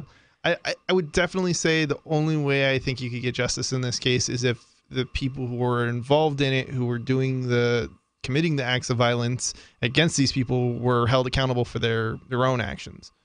Right, and what's that going to look like? The guy had an injury, so pay his doctor bills that the employer already paid, so compensate the employer. What amount? And this is the thing, to where some people are opposed to what's the term, compensatory damages, but that's really all you can try to calculate here. How much pain and suffering, and would $1 million wind up being justice here? And then who pays that? Does the speaker that hired the private security pay that? Does the private security that violated the agreement with the library pay that? Or because it happened on pseudo-public property, is it going to be something to where the Kansas City municipal government winds up paying that? In which case, it's going to be the taxpayers that wind up getting screwed. Yeah, I don't know. So the closest thing to justice happened here. Yeah, I might agree with that. I don't know. I guess it kind of depends on the circumstances and the details, and we don't really know what those were. So yeah. Well, I gave as many details as were provided. Right. Which seemed to be a fairly detailed recollection of what happened. Yeah. There was an event. A guy was asking questions, and private security. So some of the information we don't know necessarily, though, is did private security know that they weren't allowed to do anything, for example? And one would suspect that they would know that they weren't allowed to remove somebody, because part of the agreement of private security being there is that they could not remove anybody. It sounds like a liability issue for the person who actually committed the act against their agreement with the library. I mean, that seems to be who you would have to hold accountable. Right, and the article does not say whether or not there's been a civil suit of any kind on this. Probably won't be, but again, even if there is, there's all kinds of hoops and hurdles to jump through on civil suits, and then is it going to wind up getting thrown out of, oh, well, you failed to state a claim upon which relief might be granted. We're out of time for tonight, but always online at freetalklive.com. We'll be back tomorrow night. It's been Darryl and Chris. This is Free Talk Live.